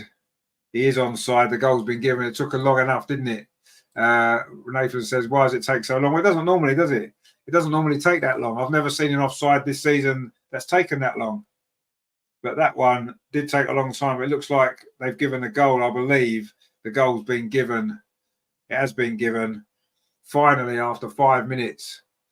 Nathan says, cannot wait for the automated system. Well, I've not seen an offside goal take that long this season, actually. Terry says, I knew Ramsdale wouldn't let us down. Anne says, thank goodness. Terry says, Nelly. Nathan says, boo. Mark C says, yes. Rajendra says, fantastic goal, well deserved. I don't think it's well deserved. It was a good goal. I think we've been really, really poor in this game against a Southampton team that are probably the worst team in the Premier League. Mark C says they took way too long looking at it. They did, yeah. They did take way too long. And I say I've seen a few offside checks on VAR this season. None of them have taken that long. That's the longest they've taken. Yes, okay, it wasn't clear when you look at it. You think, oh, it was tight. It was tight, but they shouldn't have to take that long to come up with that decision, should they? You know, the Southampton goal was probably just as tight. I don't even know if they checked it, but anyway, it is what it is. But yeah, ridiculous that they took 2 or 3 minutes to give that goal. And I've always said this, you know, that offside should be, if the player's clearly offside, it's obvious. If it's not obvious, give the goal. The offside rule was always meant to was changed, wasn't it, initially to promote attacking football and to go in the attacker's favour. And now it seems like it's the other way around. It's going in the defending team's favour. Anyway, also looking for a third goal now. You do feel that Southampton maybe have gone. So it's a good save from Ramsdale, actually, from Saka's shot at that near post. Rajendra says, but that was Martinelli. It was Martinelli, yes. It was Martinelli's goal. Ida Take says, hi, how you doing? Ramsdale masterclass incoming. Well, I mean, it's not really been that way. We've got the lead. Rajendra says, any goal by Martinelli is special. Well, they're not always, are they? But, I mean, he took it quite well, didn't he, from very close in. But ultimately, it was all about a cross from Bukayo Saka. 2 assists for Saka today. He'll be top of the assist charts, won't he, in the Premier League, I would imagine. In the last one, turn this around, without really playing particularly well, we have managed to turn it around. And the cross there from Saka, and he just managed to squeeze it at the near posts. Ramsdale will be very disappointed by that, won't he? Because no goalkeeper likes, in fact, he went for his legs, I think. No goal he likes to be beaten at the near post today. Gabriel says, Bro's been cooking Martinelli. Well, I think Martinelli was looking like, you know, he got a point to prove coming off the bench. Anyway, Southampton made another substitution. It's Onanchu's come on for, I'm not quite sure. In fact, they make another substitution. Is that Adam Armstrong coming on as well? Manning and Fernandez have gone off. And yeah, Adam Armstrong and Onanchu come on. So Southampton going for it now. Got another striker on to support the goal scorer, Cameron Archer. But Arsenal again are dominating possession. And now we've got our noses in front. Surely that is going to be that for Southampton, you feel. But who knows? This game has thrown up a couple of surprises already, hasn't it? So maybe there's one more twist and turn in this game to come. We're into the last 15 minutes. Southampton still in possession inside their own half. And the ball's now back with Aaron Ramsdale. Southampton were unlucky not to score before they did. They then got the lead, but straight away they gave the ball away. Kai Havertz scored, and since then, you always felt Arsenal were going to win this game. Even at 1-0 down, you felt Arsenal were going to win this game, but it needed, I mean, for Southampton to they needed to keep it at 1-0 for a lot longer, didn't they, to really get the tension going for Arsenal. In the end, they didn't. So they're trying to come forward over on that far side, but that ball's going to run out for a throw. It was Cameron Archer who was chasing that.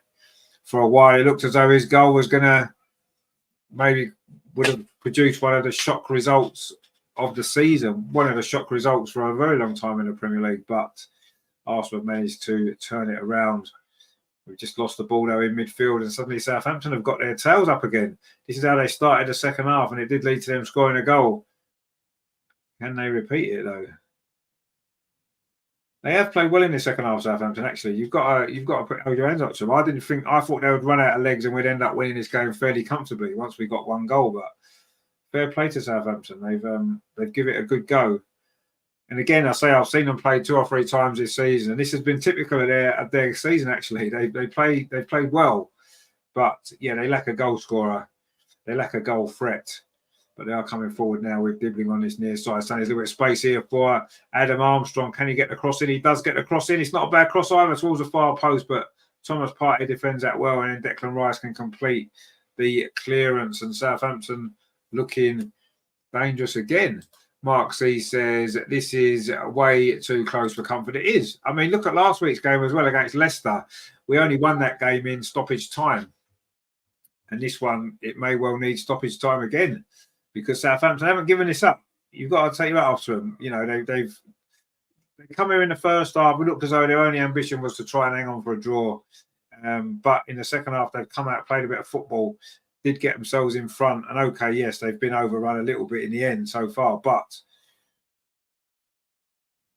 they've played well, Southampton. And there's still 13 and a half minutes to play.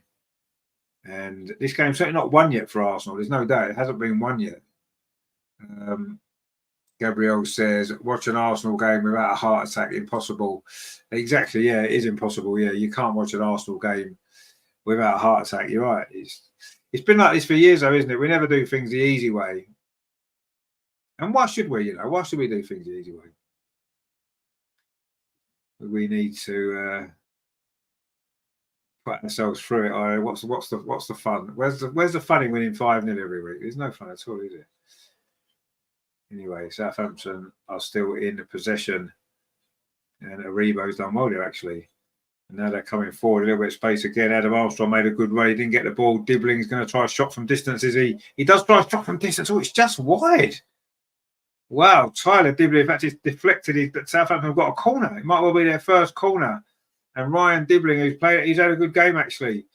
Tried his luck there from distance, and why not? In fact, it was saved by Ray, and that was going in. In fact, it's hit the post. I thought Ray had saved it. Anyway, it's given us a corner. I'm not quite sure why then, because I don't think he got a deflection. But Southampton have got a corner out of this, and that was a good effort out from Dibbling. Anyway, they got the corner over on that far side. It's going to be Sugawara to take it. And suddenly Southampton are looking to try and get back level again. Corner comes in towards the edge of the 6-yard box. Oh, they've hit the bar. They have flapped at that corner. And Southampton hit the bar, and they could have scored 2 or 3 goals in the second half, you have to say. But they're also on the counter-attack with Martinelli. Oh, that's really good defending, actually. But Martinelli's won the ball back, and now Arsenal got a player over on that far side, Kai Havertz. But Southampton just hit the crossbar. They've come close twice in the second half, along with the goal that they've scored.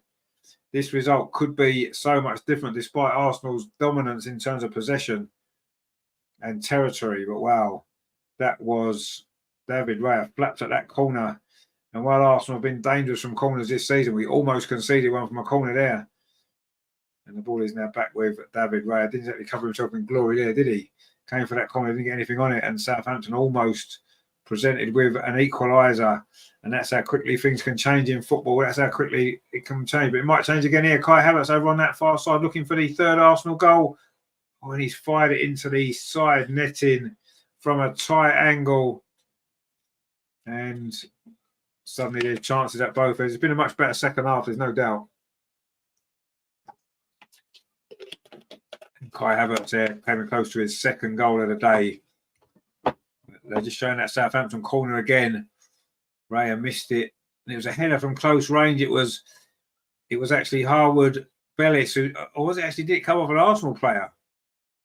Not quite sure who got the final touch on that. But it came off the Arsenal crossbar. We do know that much. Well, in fact, it was Harwood Bellis who scored a couple of goals in the last couple of weeks for Southampton. Almost got another one there. And that was a little bit of a let-off, actually. Ball came back off the crossbar. So look at some of these scores. In fact, there's no difference other than West Ham have now got a fourth goal against Ipswich. And Southampton are coming forward again. Diblin, who has had a good game. He fancies his chances against Calafiori, doesn't he? That's a good ball into the box to Armstrong. There's Sugar Run with a cross all the way across the 6-yard box. David Raya didn't get hold of that one either. And suddenly Southampton are looking extremely dangerous as we come into the last 10 minutes. They're finishing this game strongly. Gabriel says Southampton is risking it all, so we must score. But absolutely, they are risking it. And it's made it a much better game. And that was a lovely cross, actually. And if they had a centre forward in there, it was Onachu was almost in there to try and get a touch, but he was nowhere near it, really. But that was a big chance again for Southampton. Wow. They have really come to life. They've played well in the second half, you have to say. And with 10 minutes to go, they're still in it. And this game isn't won by any means by Arsenal. We've certainly made hard work of it. And Tomiyasu is coming on. You see, I told you if we were winning, Tomiyasu would come on. And he's going to come on for the last, 7-8 minutes of this game. And there you go. Don't bring on an extra centre. Don't bring on an extra forward or an attacking player like Ethan Nwaneri. Bring on another defender because that's what you have to do. Anyway, it's a throw to Arsenal on halfway over on that far side. And this hasn't been a very good Arsenal performance at all. But it looks as though we're going to end with all 3 points. Unless Southampton can find another goal from somewhere. They've certainly come close just a few moments ago. Hit the bar with that one. Arsenal have almost given the ball away. In fact, we have given the ball away in midfield. Very sloppy this from Arsenal. And suddenly Southampton, in fact, the substitutes have made a difference for them as well. Terry says, I bet Arteta's gutted he sold Rob Holding. Yeah, Rob Holding used to always come on, didn't he? Last 5 minutes when we were winning. Arsenal coming forward again. Kai Havertz now it's with Bukayo Saka. Pulls it back. Good defending again from Bednarak. And good defending on the second effort as well, actually. And now Southampton can get it clear. Not for very long because Declan Rice picks it up there. It's Calafiore. Finds Martinelli on this near side. Is Martinelli's goal going to be the winning goal? Calafiore's carried on his forward run, does well. Calafiore pulls it back towards Trossard inside the box. Trossard lays it off to Declan Rice. It's deflected again, this time by Harwood Bellis. Is it going to be an Arsenal corner? No, it isn't because Thomas Partey's kept it in.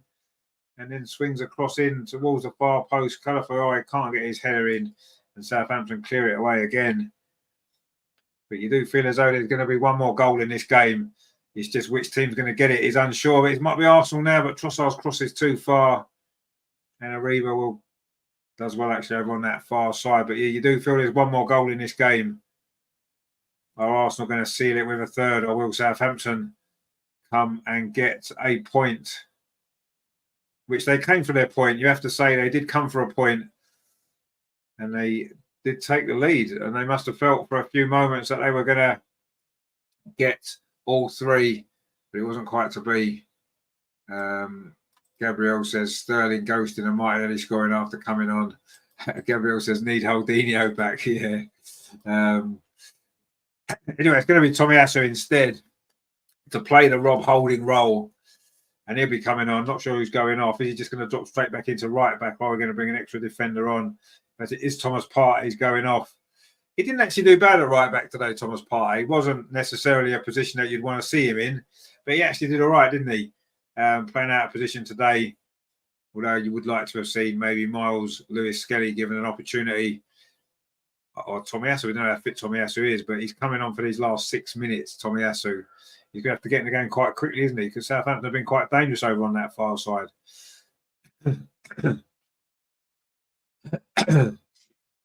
Gabriel says Messi never scored on him. Should have won at the Ballon d'Or if he never got injured. Anyway, Arsenal picks up possession again. In fact, they haven't, because it's a free kick to Southampton. Walker Peters has gone down.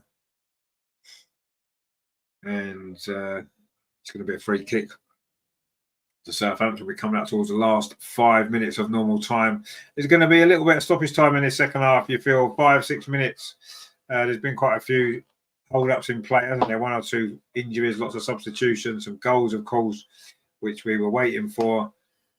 And it looks as though Arsenal are going to come away with all 3 points. But Southampton coming forward again. Calafiori steps in. We just lost the ball down to Southampton again with the very dangerous dribbling. But Arsenal win it back. And now anywhere will do. Just a long ball forward. Terry says, our best defence in the world haven't done too well again today. No, they haven't. We've looked very vulnerable in this game, you have to say. But Walker Peters has gone down again. He was down a few minutes ago. Russ says, I've not seen a game where we actually got none of the decisions like today. They foul us and let's play on. We do the same to them. It's a free kick. Peters, Diblin and Bednarek all lucky to still be on. I don't think you've been watching the same game. I've not seen any of that going on in this game at all. I think that there's been no decisions that's gone against us that I've seen it for. Oh my God, no, I disagree completely. We've not played particularly well. Southampton have worked extremely hard. We can't cut out all tackling in the game. I haven't seen any bad tackles in this game. There's a few little niggly fouls here and there. Of course there is, but that's football, isn't it? That's the Premier League. It's a physical sport. Mark C says Jesus should never start ahead of Trossard again. I agree with that 100%. And says Bossard indeed. Mark C says we're playing the bottom, covering the table. Yeah, our backs are against. Well, exactly. Yeah, it's been a terrible performance. Russ says you need stronger. Well, I think you need to change your glasses, mate. Honestly, I haven't seen. I've watched games before where we've looked at some terrible decisions that's gone against us, and we've all seen them in recent weeks. This game isn't one of them at all. That's not the reason why this game's gone the way it has. We've just been really, really poor. Our passing's been poor. We've been really sloppy in the final third. We've given the ball away far too many times in midfield. Southampton have been in our face. Of course they have. Well, that's what they've got to do. But I don't think there's any reason to complain about any refereeing decisions in this game. I think it's been a fair game. Southampton have come here. They've come to do a job. They've played well. We've been off our game. I take says this lineup is weak. I agree. It is, definitely is. Where I first saw it, absolutely no. I agree with you. You're right. It's not. The squad isn't for me. The squad isn't strong enough to maintain a title challenge. We might well get away with this today because Southampton are bottom of the league. And they're not a great side, but now we're coming for this. Might well be the third goal. Martinelli's free if Trossard can find him. It took too long. What was he doing? Martinelli was free. All he had to do was just roll the ball across. Oh, actually, we've just scored. Me feed throw. Saka's got the goal anyway. I didn't see what happened there. But Saka's got the third goal. That does. I said there'd be one more goal in this game. Wasn't sure where it was going to go, but it is us, and it is 3-1.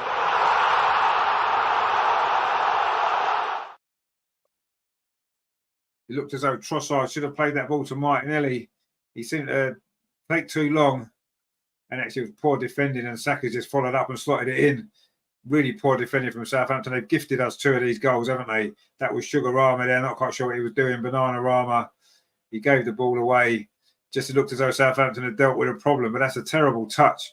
Took the ball too far away from him. And Saka's come in and fired it across Ramsdale, who, again, could have maybe done better. But it doesn't matter. We've got the third goal. Mark C says a bit of luck for us indeed. Michael says there, nice one, Saka. Indeed, it was a good finish. IDI Take says they might as well sign Lacazette back if Jesus can't score. And he says 3-1. Indeed, it is 3-1. It's Bukayo Saka, his third goal of the season. James says Saka, another goal.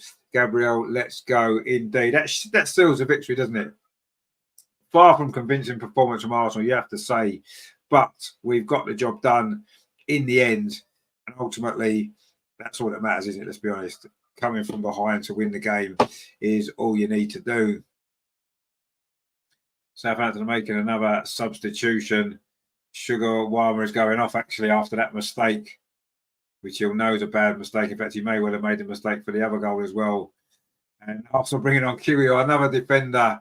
Not even when we're 3-1 up can he bring Ethan Nwaneri on. Even when we're 3-1 up against the bottom team in the league. He's taken Calafiori off. Sometimes you have to throw your hands up in the air and say, what on earth is he doing? Get Ethan on for the last 5 minutes. Instead, he brings on Kiwior and takes off Calafiori.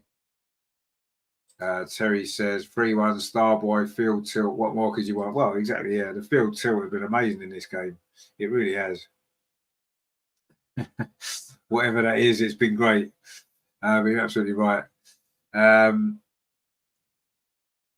But yes, it's not been the most convincing Arsenal. It's going to be 9 minutes of stoppage time, actually. 9 minutes. Where have they found 9 minutes from?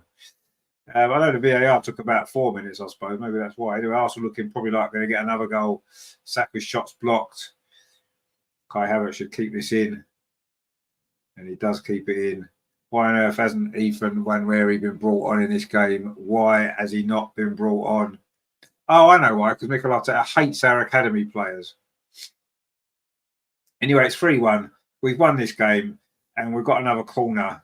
And it's probably our 15th corner, is it? And so far, we haven't even managed any effort on goal from any of them. But I'm sure this one's going to end up in the goal, isn't it? I'm sure of it. Can't see any other outcome. And Arsenal had to work hard to get this win in the end. We've made it so much more difficult for ourselves than it needed to be. Terry says the two players Arteta didn't buy have saved the day. Well, yeah, as they normally do. Mark C says 9 minutes of added time. Yeah, I'm not sure where the 9 minutes come from. I suppose 4 of them were for that VAR check that didn't need to take that long, I suppose. Anyway, Arsenal got a corner looking for a 4th goal, which will be hard on Southampton. The corner comes in, Ramsdale flaps at it, and Arsenal, Southampton managed to scramble it clear. Greg says, can't believe Arteta is protecting a 3-1 lead. Typical crap, mate. Exactly, yeah. Against Southampton, bottom of the league. I would have been bringing on Ethan Nwaneri. That's who I would have been bringing on. Definitely. You don't need to sit back on a 3-1 lead against a terrible... Okay, that's a bit harsh. Southampton are a terrible side. They're one of the weakest teams in the league. And, you know, we should be going for the kill, looking for another couple of goals. But we don't need to. We're winning the game 3-1. We'll take the 3 points away this game's got, having gone behind so early in this second half.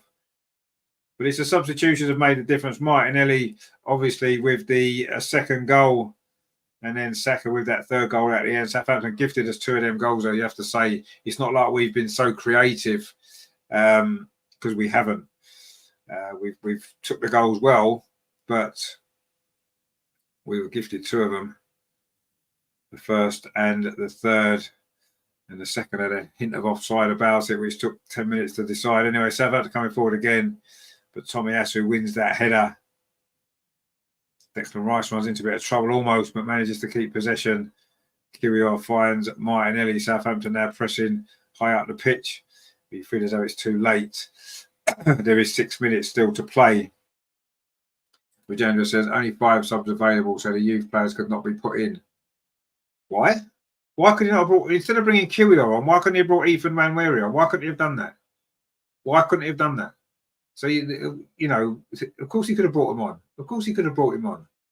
Rajendra says, you like Jules Graham with 1-0 to the Arsenal. Yes, I did like Jules Graham 1-0 to the Arsenal because you know why? Because we used to win trophies. We could play boring football, which was awful, right?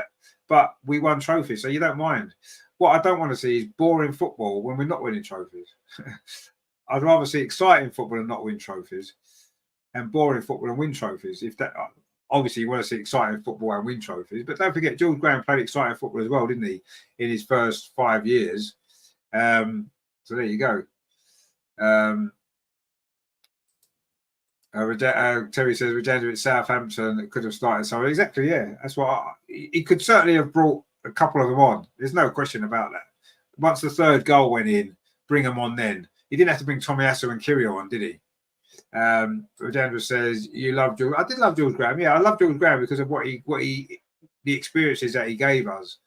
You know, the league titles, the cups he won, a European trophy. That's why I love George Graham. It doesn't matter how you play, does it? If you win all those trophies, you're not bothered. You know, it doesn't matter. George did what he needed to do, won us the trophies. And, you know, you've got to look at that Anfield game in '89. They're having to win 2-0. If Mikel Arteta was on, we wouldn't have won that game. We certainly wouldn't have won it 2-0.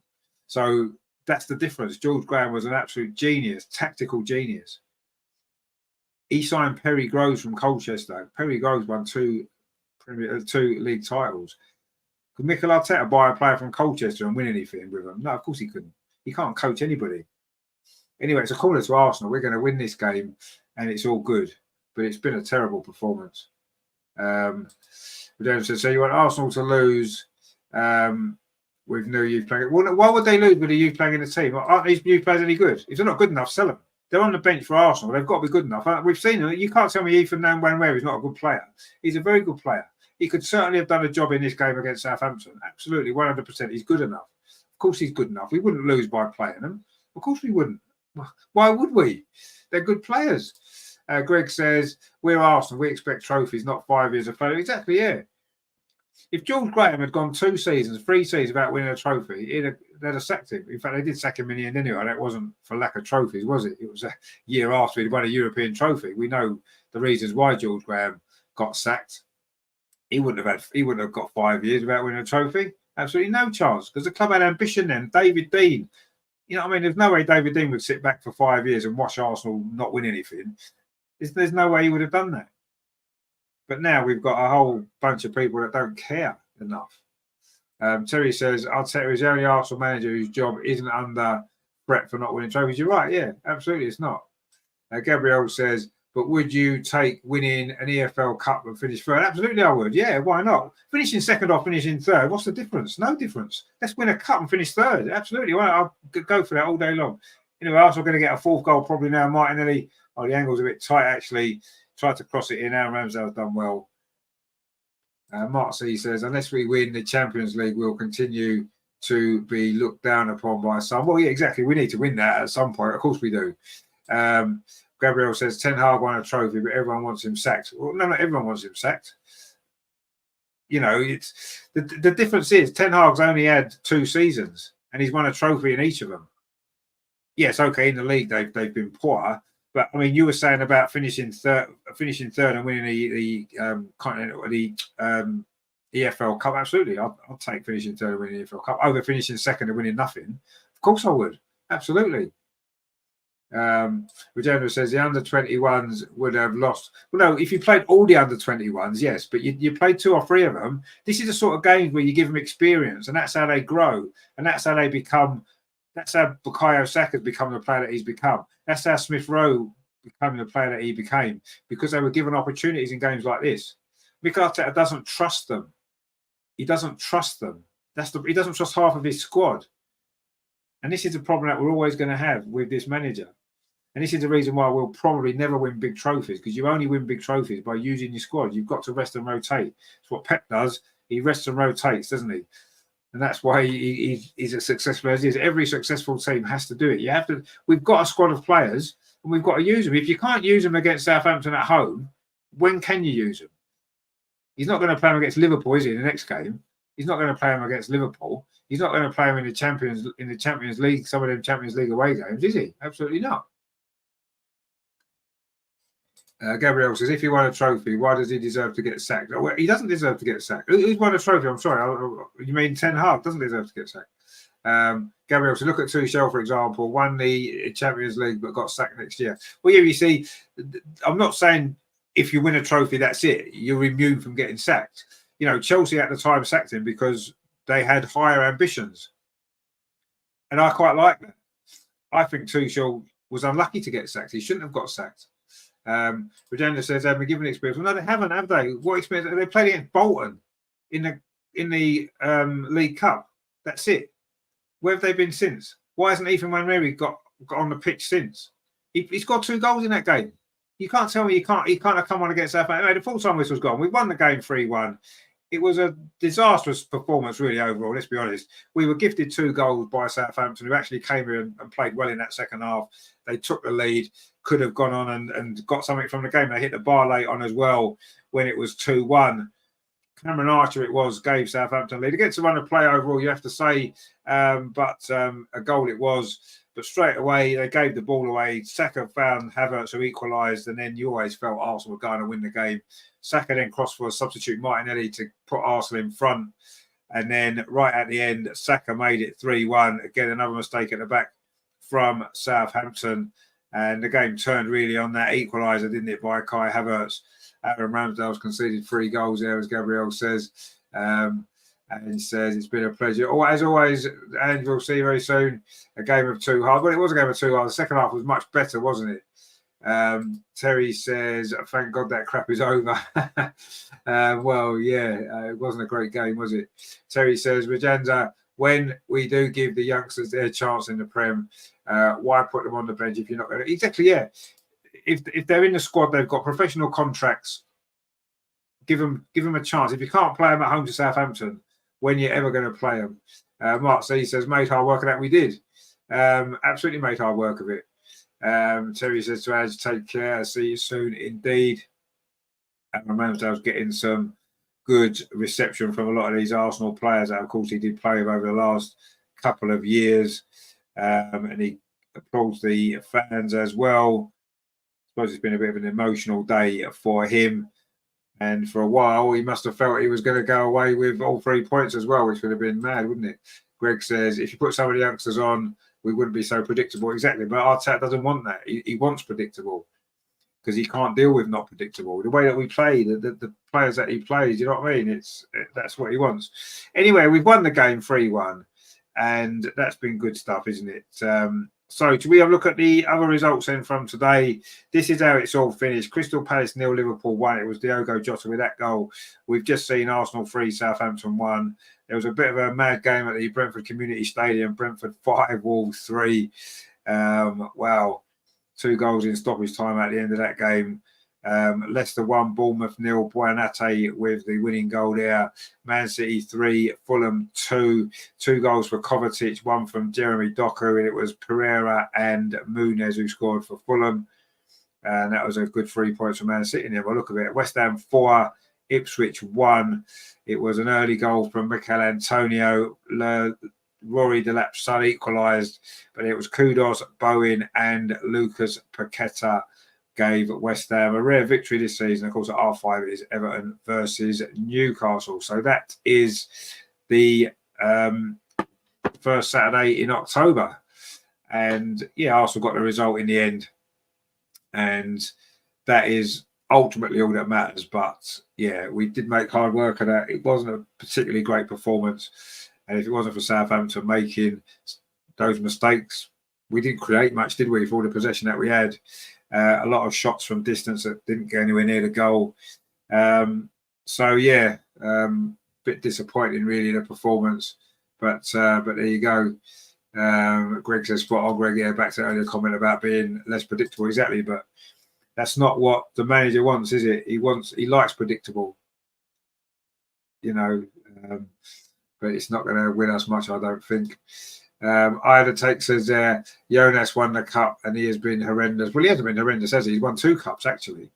And I'm sure that, you know, as fans, that's what those moments when you win cup finals and you win trophies, and players as well, that's what they remember. If Arsenal never win the Premier League, none of these players are going to look back on, well, we finished second. We finished second 2 years running, or maybe 3 years running, whatever it is. They're not going to look on that and say, oh, what a great career. They're going to look back and say, what trophies have I got? look at Harry Kane's career. You know, he's had a great career in terms of goals he scored. You know, his international career, he's played in finals. He's won no trophies. And ultimately, that's what players care about. That's what it's about, isn't it? Sport is about winning. It's about winning trophies. Whatever sport you're doing, you know, it's about winning trophies, winning medals. That's what counts.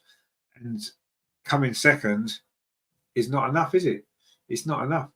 I would rather, and I will stick by that. I'd rather finish third and win the League Cup this season than finish second again and win nothing. Absolutely, I would. Because finishing second or finishing third makes no odds. Finishing second or finishing fourth makes no odds. You know, if you're not going to win it, as long as you finish top four, we might as well win a cup. Let's do that. Nathan says, thanks for the comments, Rich. Enjoy the rest of your weekend, everyone. And yourself, my friend. Nathan says he agrees. Good stuff. Terry says, call it first losers. It sounds better. Well, yeah, maybe. Gabriel says, nah, we should have won last year, mainly due to injuries and bad refereeing. No, we had our opportunity. We were top again 2 seasons running. We've been top, and then we've lost a crucial game, and we've not quite managed it. Gabriel says, nice, thank you very much, my friend. Good to see you again. But, you know, we've got to start winning trophies at some point. We can't carry on, keep challenging, if you want to say that, but not winning anything. Now, I was looking at this the other day, and in the 6 seasons before Mikel Arteta came to Arsenal, that's the end of Arsenal Wenger, Unai Emery, there were cup finals, cup semi-finals every single season. And then since 2020, when Arteta won that FA Cup in the COVID season, we've got nowhere near a cup semi-final. You know, and this is where it's changed. All the emphasis has been on trying to win the Premier League, which we haven't managed to do, and almost as though the cups don't matter. Well, if you can't win the Premier League, the cups do matter. And, you know, we always used to be able to do both. We always used to be able to challenge for the title and win a cup, or get to a cup final, get to a semi-final. These were things that happened every season. Now they're not happening at all. They're not happening at all. Anyway, Gabriel says, against the Man City side that has 115 charges. Yeah, but the 115 charges make no difference until they're found guilty. You know, you can be charged, anybody can be charged of anything. Unless you're found guilty, it doesn't matter, does it? Gabriel says, does trophy determine if a player is better, though? It determines if their career is better, not if the individual player is better. No, of course not. You know, there's been some really crap players that won Premier League medals, hardly playing, and they've just been squad players that have come on here and there. No, it does define a better career, though, doesn't it? There'll be players that will finish their career not as good a players as Harry Kane, would have won more trophies. Have they had a more successful career? Yes, I would say that, because sport is about winning. And you're not a better player, but you've had a more successful career. And those two things can definitely happen. Greg says, all the time Edu is there, the manager won't change. Well, nothing will change. Absolutely nothing will change. Mark C says, agreed, a title is long overdue. It is. It is the longest we've had to wait for a title since 1930, by the way. Terry says, 115 chances mean nothing if we ain't won nothing. Exactly, yeah. It doesn't matter, does it? At the end of the day, Man City could be found guilty of them charges, get relegated to the conference, wherever. It makes no difference. We still haven't won anything, have we? Gabriel says, like, for example, Nketiah has more trophies than Kane, but doesn't mean Nketiah is better. No, it doesn't mean he's a better player. It means he's going to end up maybe with a better career. Because you've got to think about it, right?